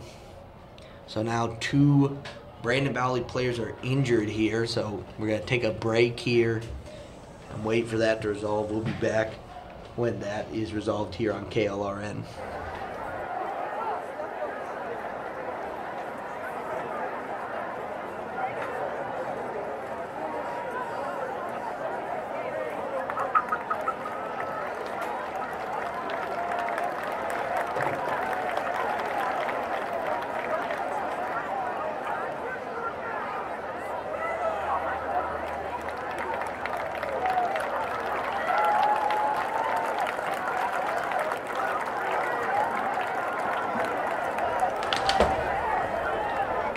All right, folks, welcome back to Howard Wood Field here. Washington is looking to put together a drive here after Brandon Valley went all the way down the field to score. And it'll be Jaden Johansson after that run here in the gun. Hands off. Play action. Gets it out there to Gabe Pearson for a solid gain. That's going to be about, I believe they're going to mark it at 10 yards, and I believe that's going to be a first down for the Warriors. So another first down for the Warriors. Jaden Tupac, of course, for this being their third-year starts, but really nice to see the likes of Gabe Pearson, Jed Anderson, people who haven't played or have played limited the past few years, really being able to fill the role of UTEC and Zach Himes. Exactly. Always good production from those new guys is key. Now, Capella, he has to get outside looking for room, and he is getting swarmed, but somehow managed to get a positive gain there. I mean, the defense is all over him. I'm not sure if that was really an offensive line issue, because he did run away from his blockers. He went the opposite way, thought he saw some space. That space was closed up extremely quickly, so he is shut down there. He looks almost a little gassed, but I believe he is okay. It's hot out there. We know that. These early football games can be like that, so we'll see how he gets going here.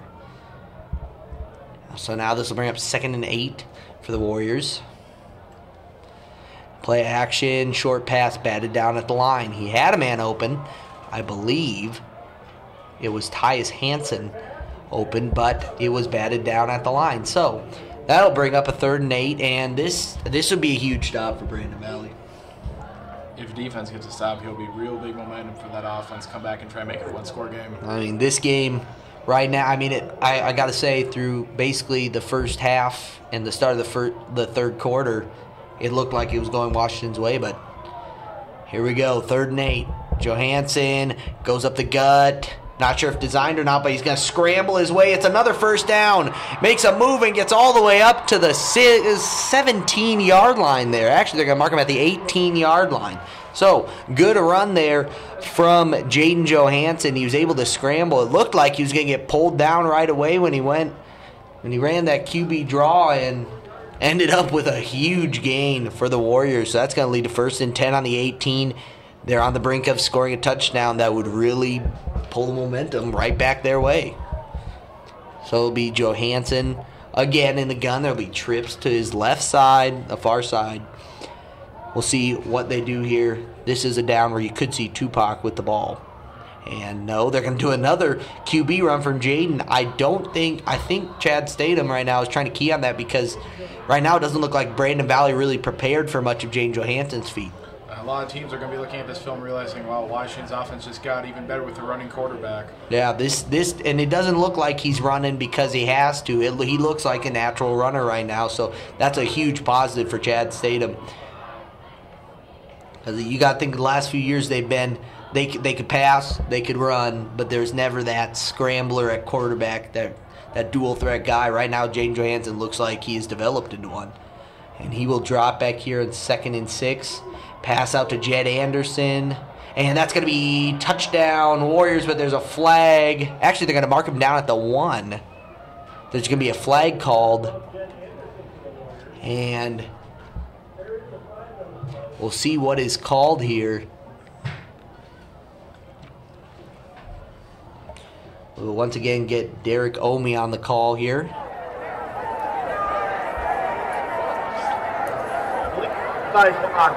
Number 10 on the offense. 15-yard penalty. Final foul. Place down. So there's going to be a legal block there, chop block on the Warriors. So that's going to be 15-yard penalty. That's a huge chunk, because right there it looked like the Warriors had almost scored, gotten themselves into a great scoring position, pushes them all the way back to a 2nd and 14 situation. So from 1st and goal at the 1 to 2nd and 14 at the 22. So Johansson will come back, look to rally the troops. Of course, their pass game has been solid, so this is definitely a hole they can easily dig out of. And now Johansson getting the gun with Capella in the backfield. We've seen that a lot today. Man in motion. They'll put 3 wideouts on the left side. Johansson floats one to Pearson, and it went too far and it's picked off.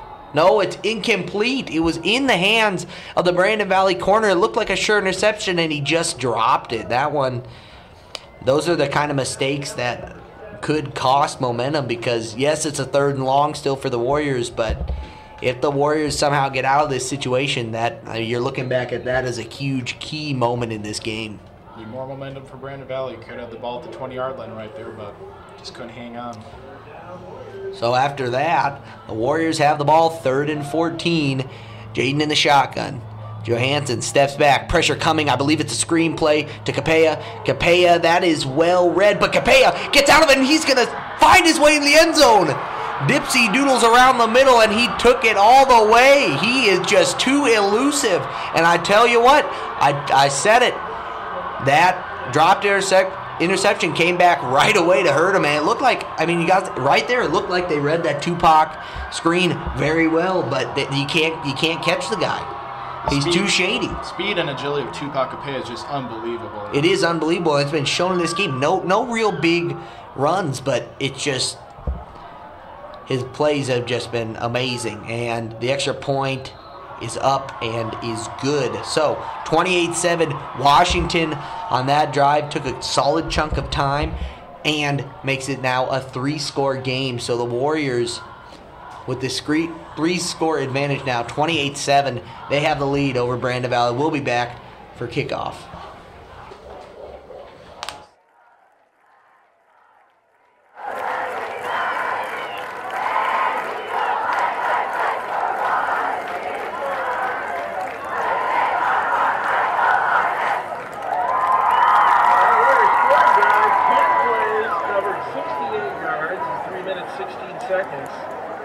And with the 22-yard pass play to Tupac Capella, going after by Luke Behrens, looks good.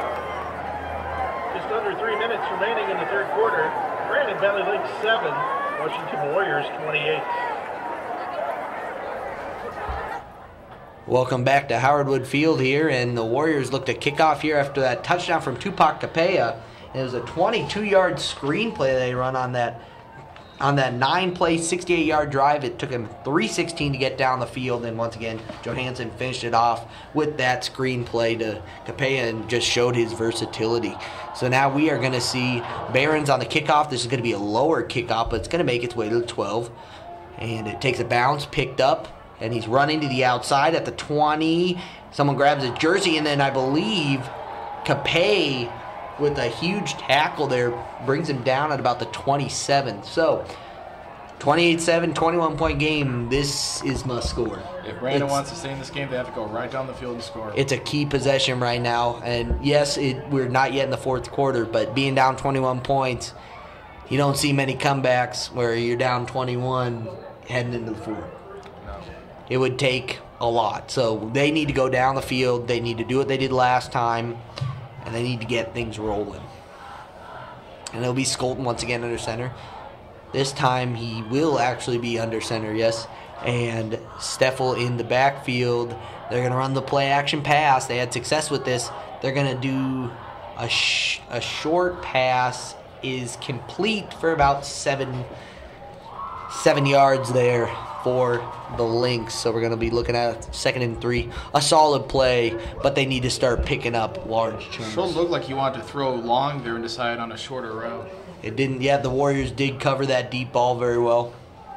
Had a man wide open for that good 7-yard gain. A gain's a gain, especially when it gets you a 2nd and 3. So Skolten now going to be in the gun. Steffel back with him again. And this time there will be a handoff on the sweep. Ends up cutting it back up, and that is going to be a first down. 4-yard run for Steffel. And Brandon starting to move the ball. They're starting to move the ball on this Warrior defense. That, I mean, the first half looked like they were untouchable. It was game of defense first half, game of offense second half. So now it's 1st and 10 for the Lynx. They are up to the 38-yard line now. And we will see if they can keep this momentum going. They're going to run that power formation again when they get that fullback in there. We'll see how you can run a play action off this. There's a lot of things you can do. And there's going to be, I believe, a false start because Warriors, once again, were blitzing. And that blitz, I can tell, is just messing with that offensive line. It's been effective. And, yes, it, in fact, is a false start there on the Lynx. So that'll bring up 1st and 15. The Warriors look to capitalize off this. I mean, they're already at a disadvantage, the Lynx. So this is perfect opportunity. I mean, if the Warriors get a stop here, they put themselves in perfect position to win this game.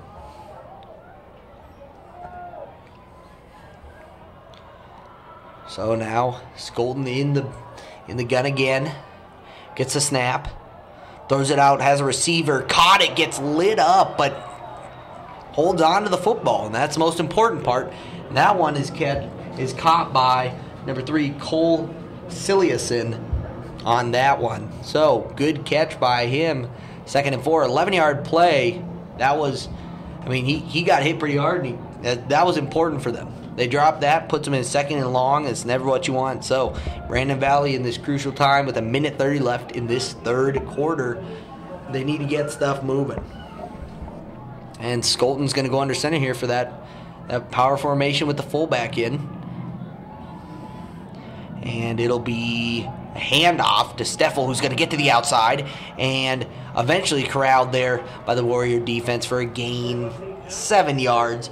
But the first down, which is the most important. The problem is right now this offense, while they are moving the ball, don't seem to be moving it fast enough. Give credit to Brandon sticking with the running game late, but you're eventually going to have to get in the pass. They're going to have to start getting some big gains here as this game winds down. You got to think if they could score before the fourth, 14 points in a quarter is definitely doable. But if you're sitting there with this slow drive that's going to last 4 or 5 minutes, you're chewing up just necessary time. So now, with the clock winding down in the third quarter, Skolton is going to go under center again with that power formation. And he will drop back. Long pass is what we were talking about. Makes a grab and keeps going. And that's going to be a touchdown for Brandon Valley. A wonderful pass there by Skolton and a better catch by his receiver. Wonderful play for the Lynx. Touchdown for them. That's Carter Olthoff. He has been a star for them out at wide receiver, and that was a bomb of a throw. That's exactly as we were saying. You need to start getting big plays, and that's exactly what they did. So now the extra point coming up, a chance to get back within 14 points.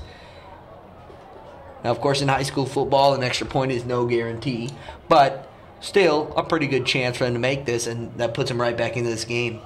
All it takes is one Warrior mistake, which, to their credit, the offense has been solid. Yes. But we'll see. And then the extra point, there's a lot of pressure on that, but got it off and is up and good. So 28-14 is the score here, and that drive was extremely crucial. So 28-14, Brandon Valley strikes again. We'll be back for the kickoff. Going after by Joey Sorensen was good. 39 seconds remaining in the third quarter. Brandon Valley Lynx 14, Washington Warriors 28.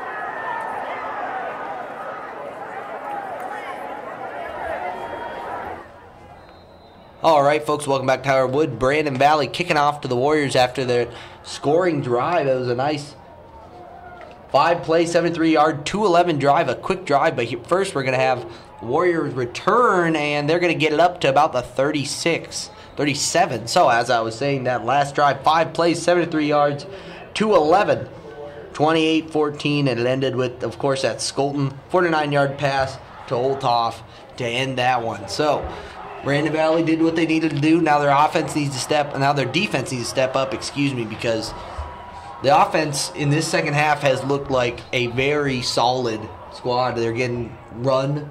They're getting good run plays. They're getting good pass plays. We'll see what happens. Now here comes the Warriors, who have also been solid on offense. It's kind of been the opposite of the first half. So we'll see what Johansson can do here in the pistol to pay a yard or two behind him.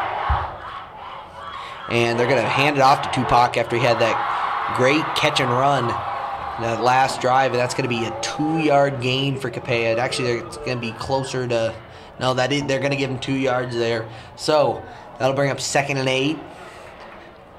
We'll see what Statham draws up here. A lot of time, most times right now, this would be a time where he'd run the ball, but I've seen more passing than I have running, and maybe part of that's the O-line. Maybe part of it's the injuries to Tupac Capella, but I mean, right now that pass offense looks potent, and that is going to be the end of the third quarter. So we'll be back at the start of the fourth. 28-14, Washington leads Brandon Valley. Brandon Valley leads 14.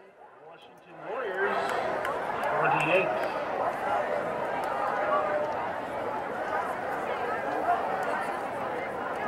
Sanford Health is redefining health and wellness, redefining how communities feel supported through nutrition, healthy behaviors, and healthcare, redefining how people come together in partnerships in our neighborhoods and around the world. Sanford Health is a proud sponsor of the Sioux Falls School District.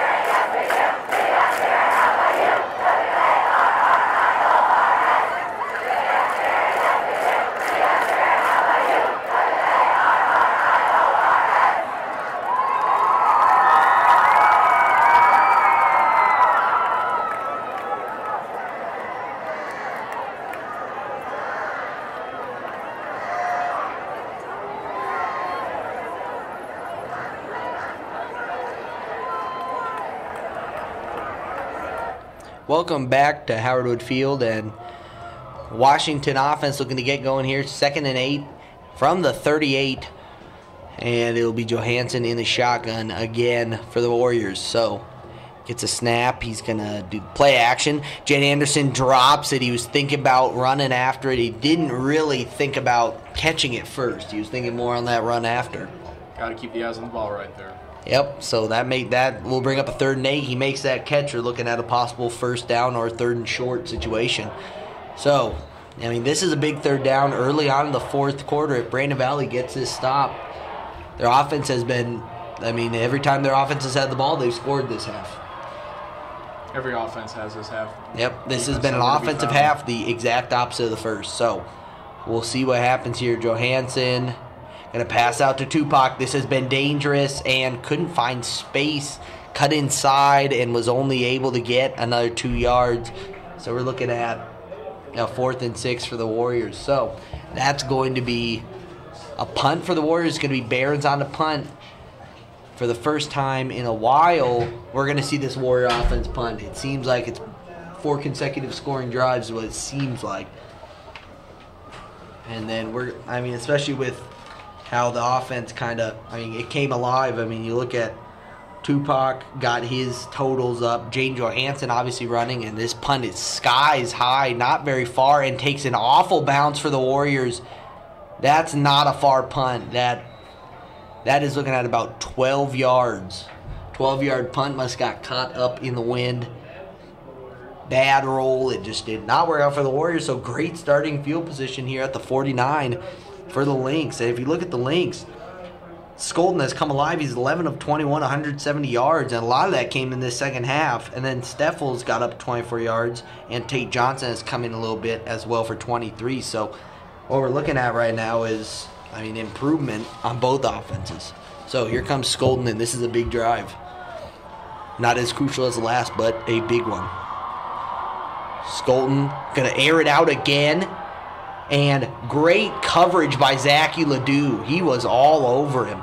In great position, got his hands up, knocked that one down. So Zachy Ledoux was all over Olthoff, I believe, on that one. So the Warriors dodge another bullet there because, when they air it out, Brandon Valley has been solid when they air it out. Good job by Ledoux not drawing a pass interference call. Yeah, he was close, but he made contact with the ball, didn't make contact with his man. Everything well there by Zachy Ledoux. He was backup running back for the past year. He even played a little bit sophomore year, but he's switched to corner, and it's working well. So Skolden in the gun again for the Lynx. And pressure was coming up the middle. Another long ball. This one is just long, and Ledoux again on the coverage. A half step behind, but it was just too far from Skolden. Skolden kind of aired that one out. So that is going to be incomplete and bring up 3rd and 10. And now while this drive isn't exact, it's important. I wouldn't say it's crucial, but it is deflating to get that stop, get the ball at the 49, and possibly have a 3 and out. Schultz just been inches away from completing 2 big passes. Yeah, they're close. This Warrior defense has been caught sleeping a few times. So we'll see what happens here. Skolton under center. The play action to Steffel. He's running, and the defense gets a sack. Huge sack there, I believe. Adam Derland on the sack off the edge. It's just been, that pass rush has been something. And you saw it there, and that was huge. That's going to lead to a 4th and 8. 4th and 17. Here, Brandon, where they punt the ball, stopping this Warrior offense 2 times in a row. Yep, that was a deflating type of offensive performance there for the Lynx, and you just got to hope their defense can hold up because they're going to have to stop that Warrior offense.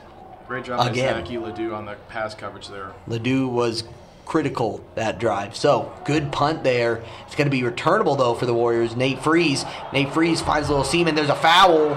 There's a flag thrown here on this near side, and in that position, it's likely that there's a block in the back. So, we'll see what happens here. A good return, but might be negated by that block at the back. So, we're going to get the official call here from Derek Omi. And here it is. During the return, block in the back, return team.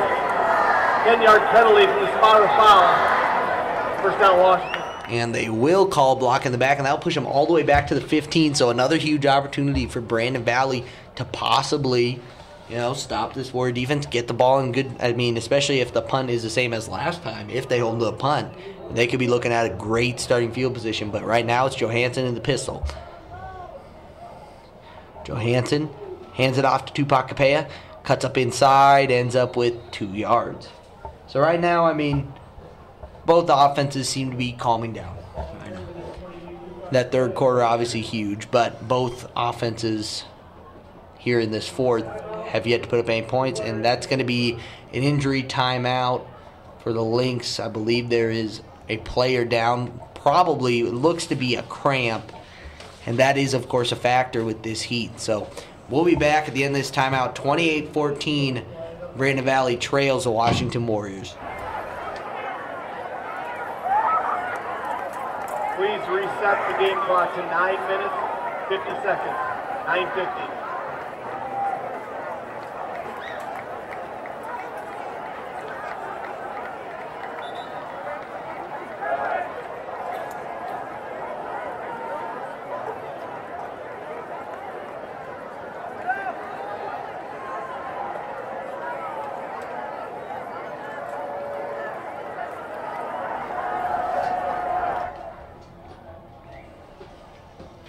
All right, so we are back here at Howard Wood Field, and the Washington offense looking to get going after a 3-and-out last drive.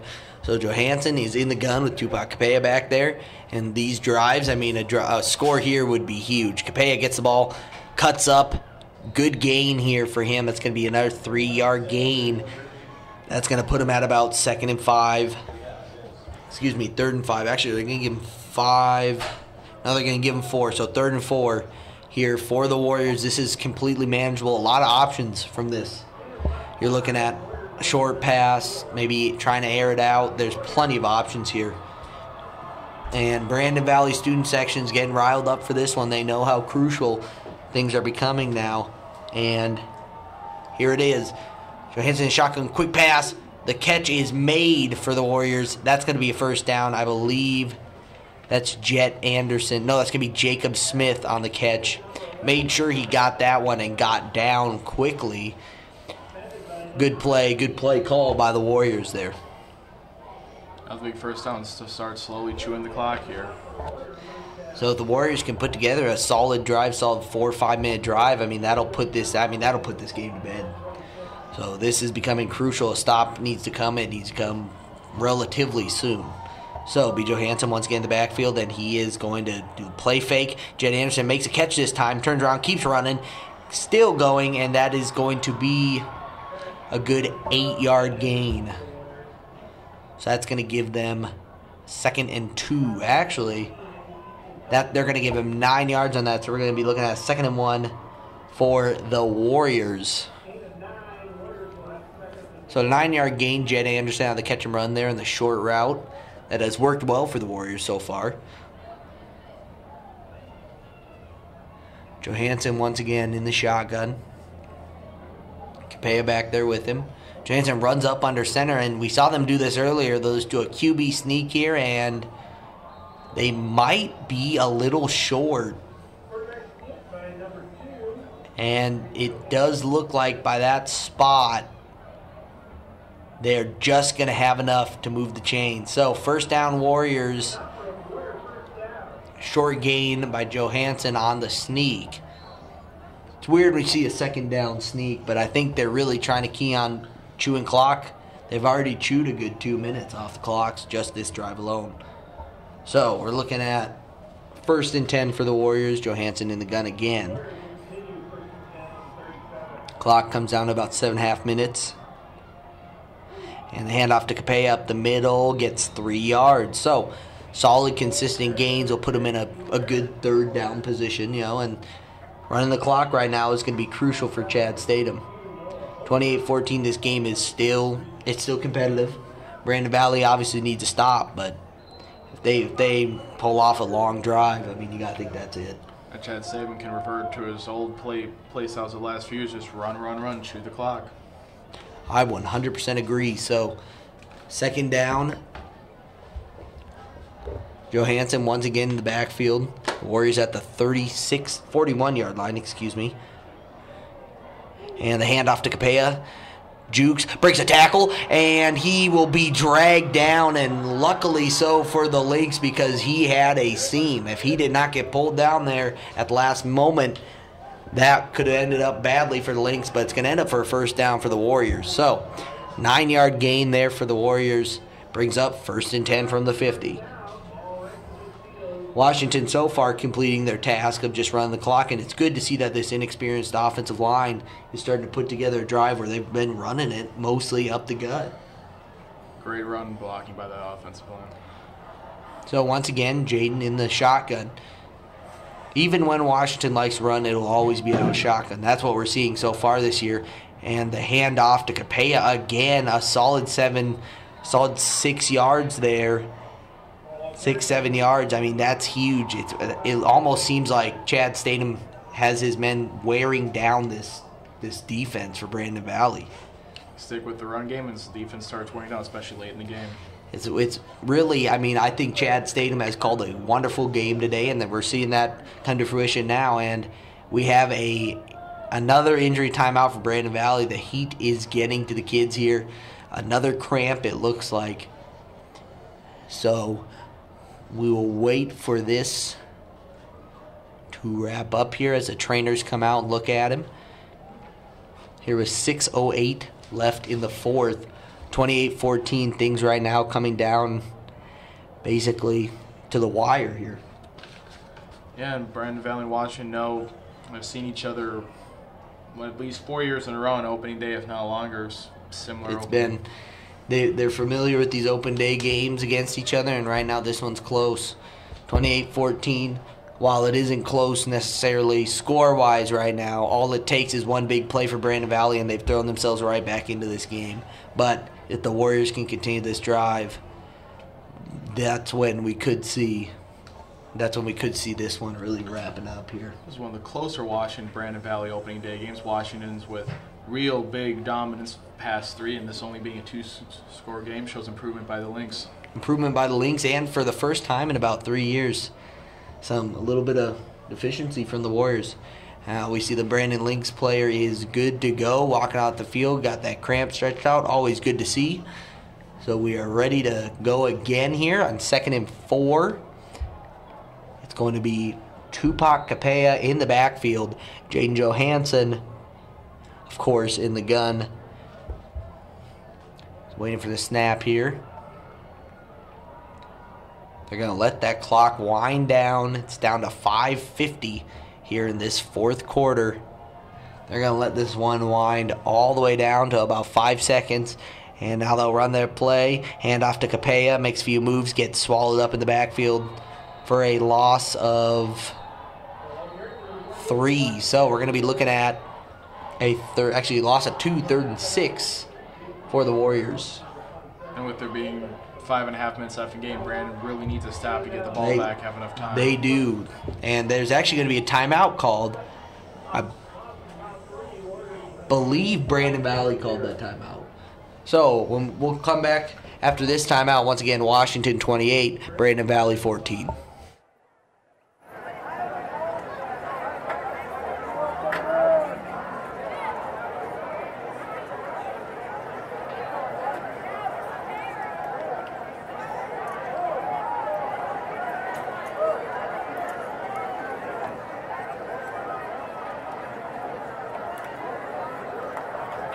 Set the game clock to 5:40. 5:40.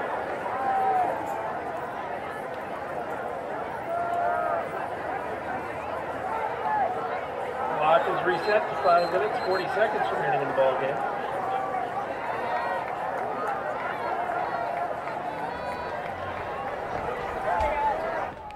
Welcome back to Howard Wood Field. Once again, Washington 3rd and 6 here from the 46-yard line. 5:40 left to go in this one. It's becoming crucial now that Brandon Valley gets his stop here. 3rd and 6, and pass complete, and that's a first down. And that one, I mean, that was a damaging first down. Gabe Pearson rolling out. Well, Johansson gets it to Gabe Pearson on the out route, and that gets them first down. And while, yes, he was pushed out of bounds, that just gives them 3 more plays to run down that clock. Gabe Pearson, a lot of big plays, a touchdown, a long pass, and now a crucial third down. And that's all been mostly in the second half, too. So a good second half performance from first-year Gabe Pearson. And now Johansson back in the gun. He has trips far side, and he is going to hand off to Tupac Capella. And he is going to shred him for another 4 yards. Actually, another 3. He got pushed back considerably. But it's those 3-yard, 4-yard gains that have just killed the Lynx this drive. It's been what now? We're at 4-minute drive right now. Yeah. It's been exactly the way you hope to close out a game. I mean, Chad Statham, he's been throwing it a lot, and you see when necessary he's going to go to this power run game, and this is how he's going to close out games. Clock's starting to tick now, under 5 minutes. Yeah, we're sitting at about 4:55 in this game, and they're going to run that clock down, that game clock, to 5 seconds here. And the handoff to Capella again, and breaks a few tackles and is still running and gets to the 28. So now that will bring up a 3rd and 3 for the Warriors. So a very similar situation to last, a 3rd and medium short range. This is crucial. It becomes more and more crucial each time to get a stop. You're sitting at 4 minutes. I mean, you got to make a drive, stop, or onside kick at this point if you're Brandon Valley. But right now, you have Jaden Johansson in the shotgun on 3rd and 3 for the Warriors. And the option play, and Johansson slides, but he's short. So that's going to bring up a 4th and short. I mean, at this point, you almost got to go for it if you're Washington. Your kicking has been iffy. And Brandon Valley's going to take a timeout here, so that's going to stop the clock. But if you're Washington, you almost have to go for it here. You're sitting at the opponent 27. You're not going to punt from there. And not a lot of confidence in Luke Barron's kicking yet. And you're looking at a 3rd and short. A 4th and short. This is completely gettable with the way your run game has been, or a short pass has been almost unstoppable this whole drive. And a first down here, wow. I think the first down here would be, almost a nail in the coffin, or just another step towards the end of this one. Right now, Brandon Valley, you're looking at it, they've stayed in it, but right now they need a huge stop. They failed to make the big plays, and that's why they're down right now. Washington has made plenty of big plays. That offense was alive, and it still is.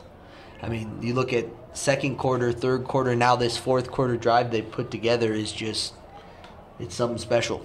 Power running games, I'd expect to see a run by Capella or possibly Johansson. The way he's been running, you could see an option.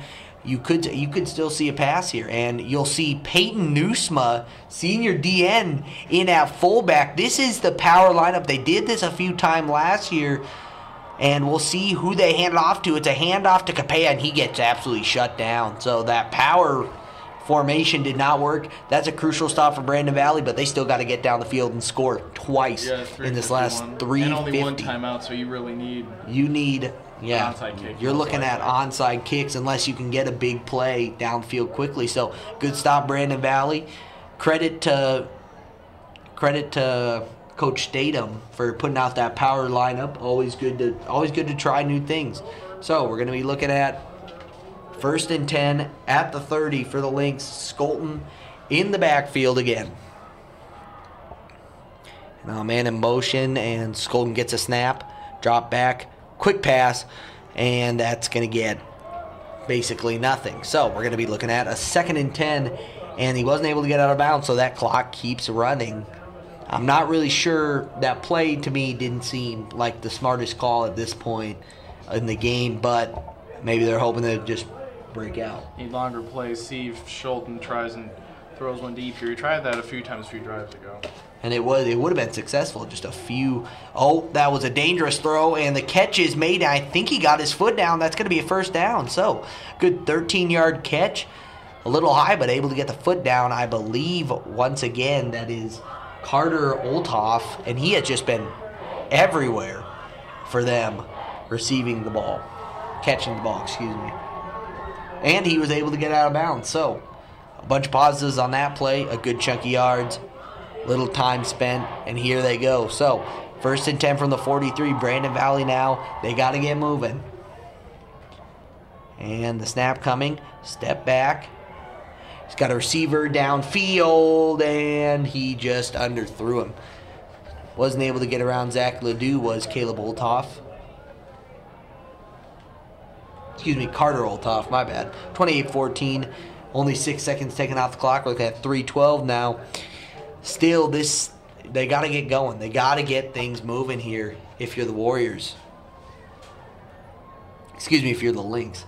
28-14, 2-score game. You got to score here within the next minute or two, and then possibly you're even looking at a onside kick. Right now, they only have 2 down linemen, the Warriors, so running a 2-man front here to stop that pass offense from getting anywhere. And they're going to roll out throw. Zach Ledoux was all over him. Great. He has been great all day, basically. Nothing. It's no fly zone for him.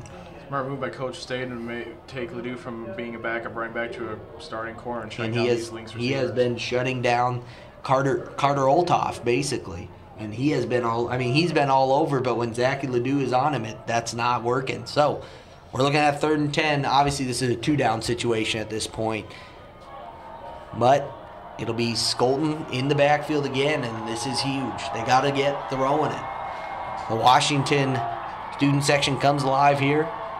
Skolton drops back. Pressure coming. Has to drop it off. And they're going to get a 1st down, and it's going to be actually about a 17-yard play in the end. So, I believe that was Jesse Steffel on the reception. Gets the 1st down and more. Good play, but wasn't able to get out of bounds, so they got to hurry up.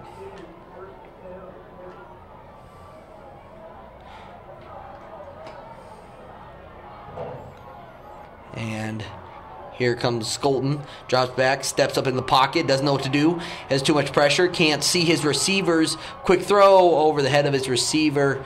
28-14 remains, obviously. 2:50 now left in this one. So, still a decent amount of time. They aren't taking up too much time. They're just not there yet. You have the sense, though, they're just a breakaway play away. He definitely would have to go for an onside kick with the one timeout and just the time running down. So. Things are becoming crucial now. Washington in a comfortable position, but all Brandon Valley has to do is put 1 score on the board to make this one close. So it'll be Skolton again. Washington student section comes alive again. Dropping back. Short pass to his receiver. Gets a solid gain of about 8 yards. So we're looking at now 3rd and 2. Clock is still running. It was over the middle. Wasn't able to get out of bounds. Actually going to mark it 3rd and 3. So 3rd and 3 for the Lynx. They're going to get to the line quickly here. Clock running down. We're down to about 2:25. Skolton in the gun again. And they finally get the snap off. Pressure coming. Long throw. Has a man. And just overthrew him. The cornerback fell. Got tripped up. But it was overthrown. So a missed opportunity there for Brandon Valley. That would have been huge. Missed opportunity. That could have been a touchdown. 2:13 left. Now we're looking at 4th and 3, and this is basically the game here. Brandon Valley, they must complete this 4th down try, because if they don't, we can wrap this one up. 28-14, 2:13 left in this game. 4th and 3, Skolton in the gun. The self-proclaimed best student section in the state is riled up right now. Their defense looking to end this one here. And Skolton, with the pressure coming, he's going to have to throw it deep. And it is not caught, is knocked down. I believe the receiver actually had his hands on it. Another missed opportunity for Brandon Valley, but that one should do it. That puts the Warriors in a great position. He threw into triple coverage there, and that really was. Well, he threw it into triple coverage. He couldn't see anyone. He just had to get it up. You got to credit the Lynx, though. They were able to stay in it basically until the end. They were in it. They scored a touchdown. They're right back in it. Sadly for them, they just weren't able to get that score, that clutch score they needed. So 28-14 right now. Washington is going to look to run the clock here and should be able to run it out with 1 first down. Student section leading the famed chant of "I believe that we will win," and right now they're sitting in a good position to do so. So that'll be Capella, runs outside, gets a gain of 1. The clock will continue to run down unless Brandon Valley wants to use their timeout, which they do not want to yet.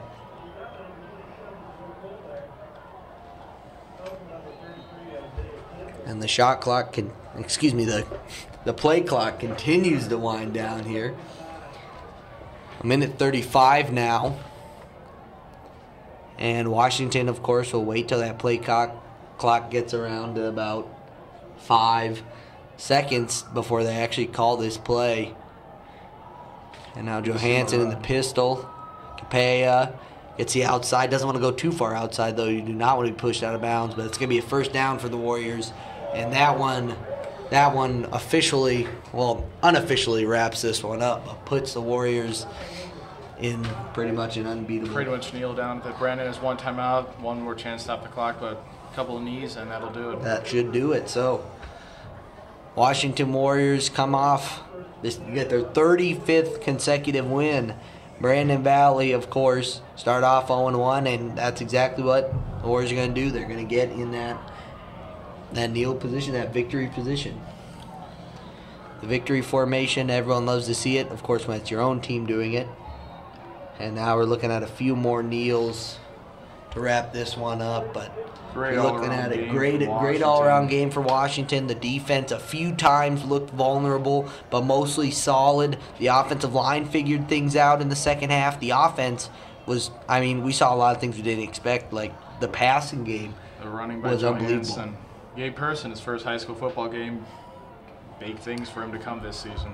We saw a lot of positives on both sides. Brandon Valley finally got their offense going. Of course, their defense started to lag, and they just didn't have enough in the end, and that will do it. They will shake hands there, and that is all from Howard Wood Field. And for me, I'm Caden Sheets. Along with me is August Mills, and that's all here on KLRN Sports.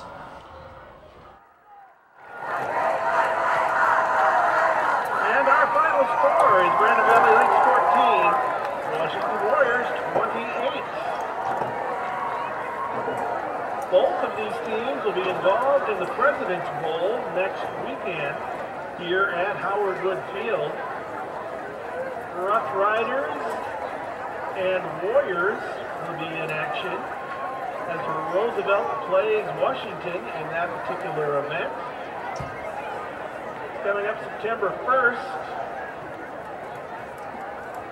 that'll be the second game of the President's Bowl at 7 o'clock. Lincoln will play Brandon Valley in the first game at 3:30. So 2 games next weekend. President's Bowl on the first. Brandon Valley and Lincoln at 3:30. Washington and Roosevelt at 7. President's Bowl next weekend, a big fundraiser for booster clubs here at Howard Wood Field. Ladies and gentlemen, thank you for attending tonight's game at Howard Wood Field. We appreciate your support. Please have a great night and drive home safely. For my spotter, Steve Severson, I'm Jason Bluth. Have a good night.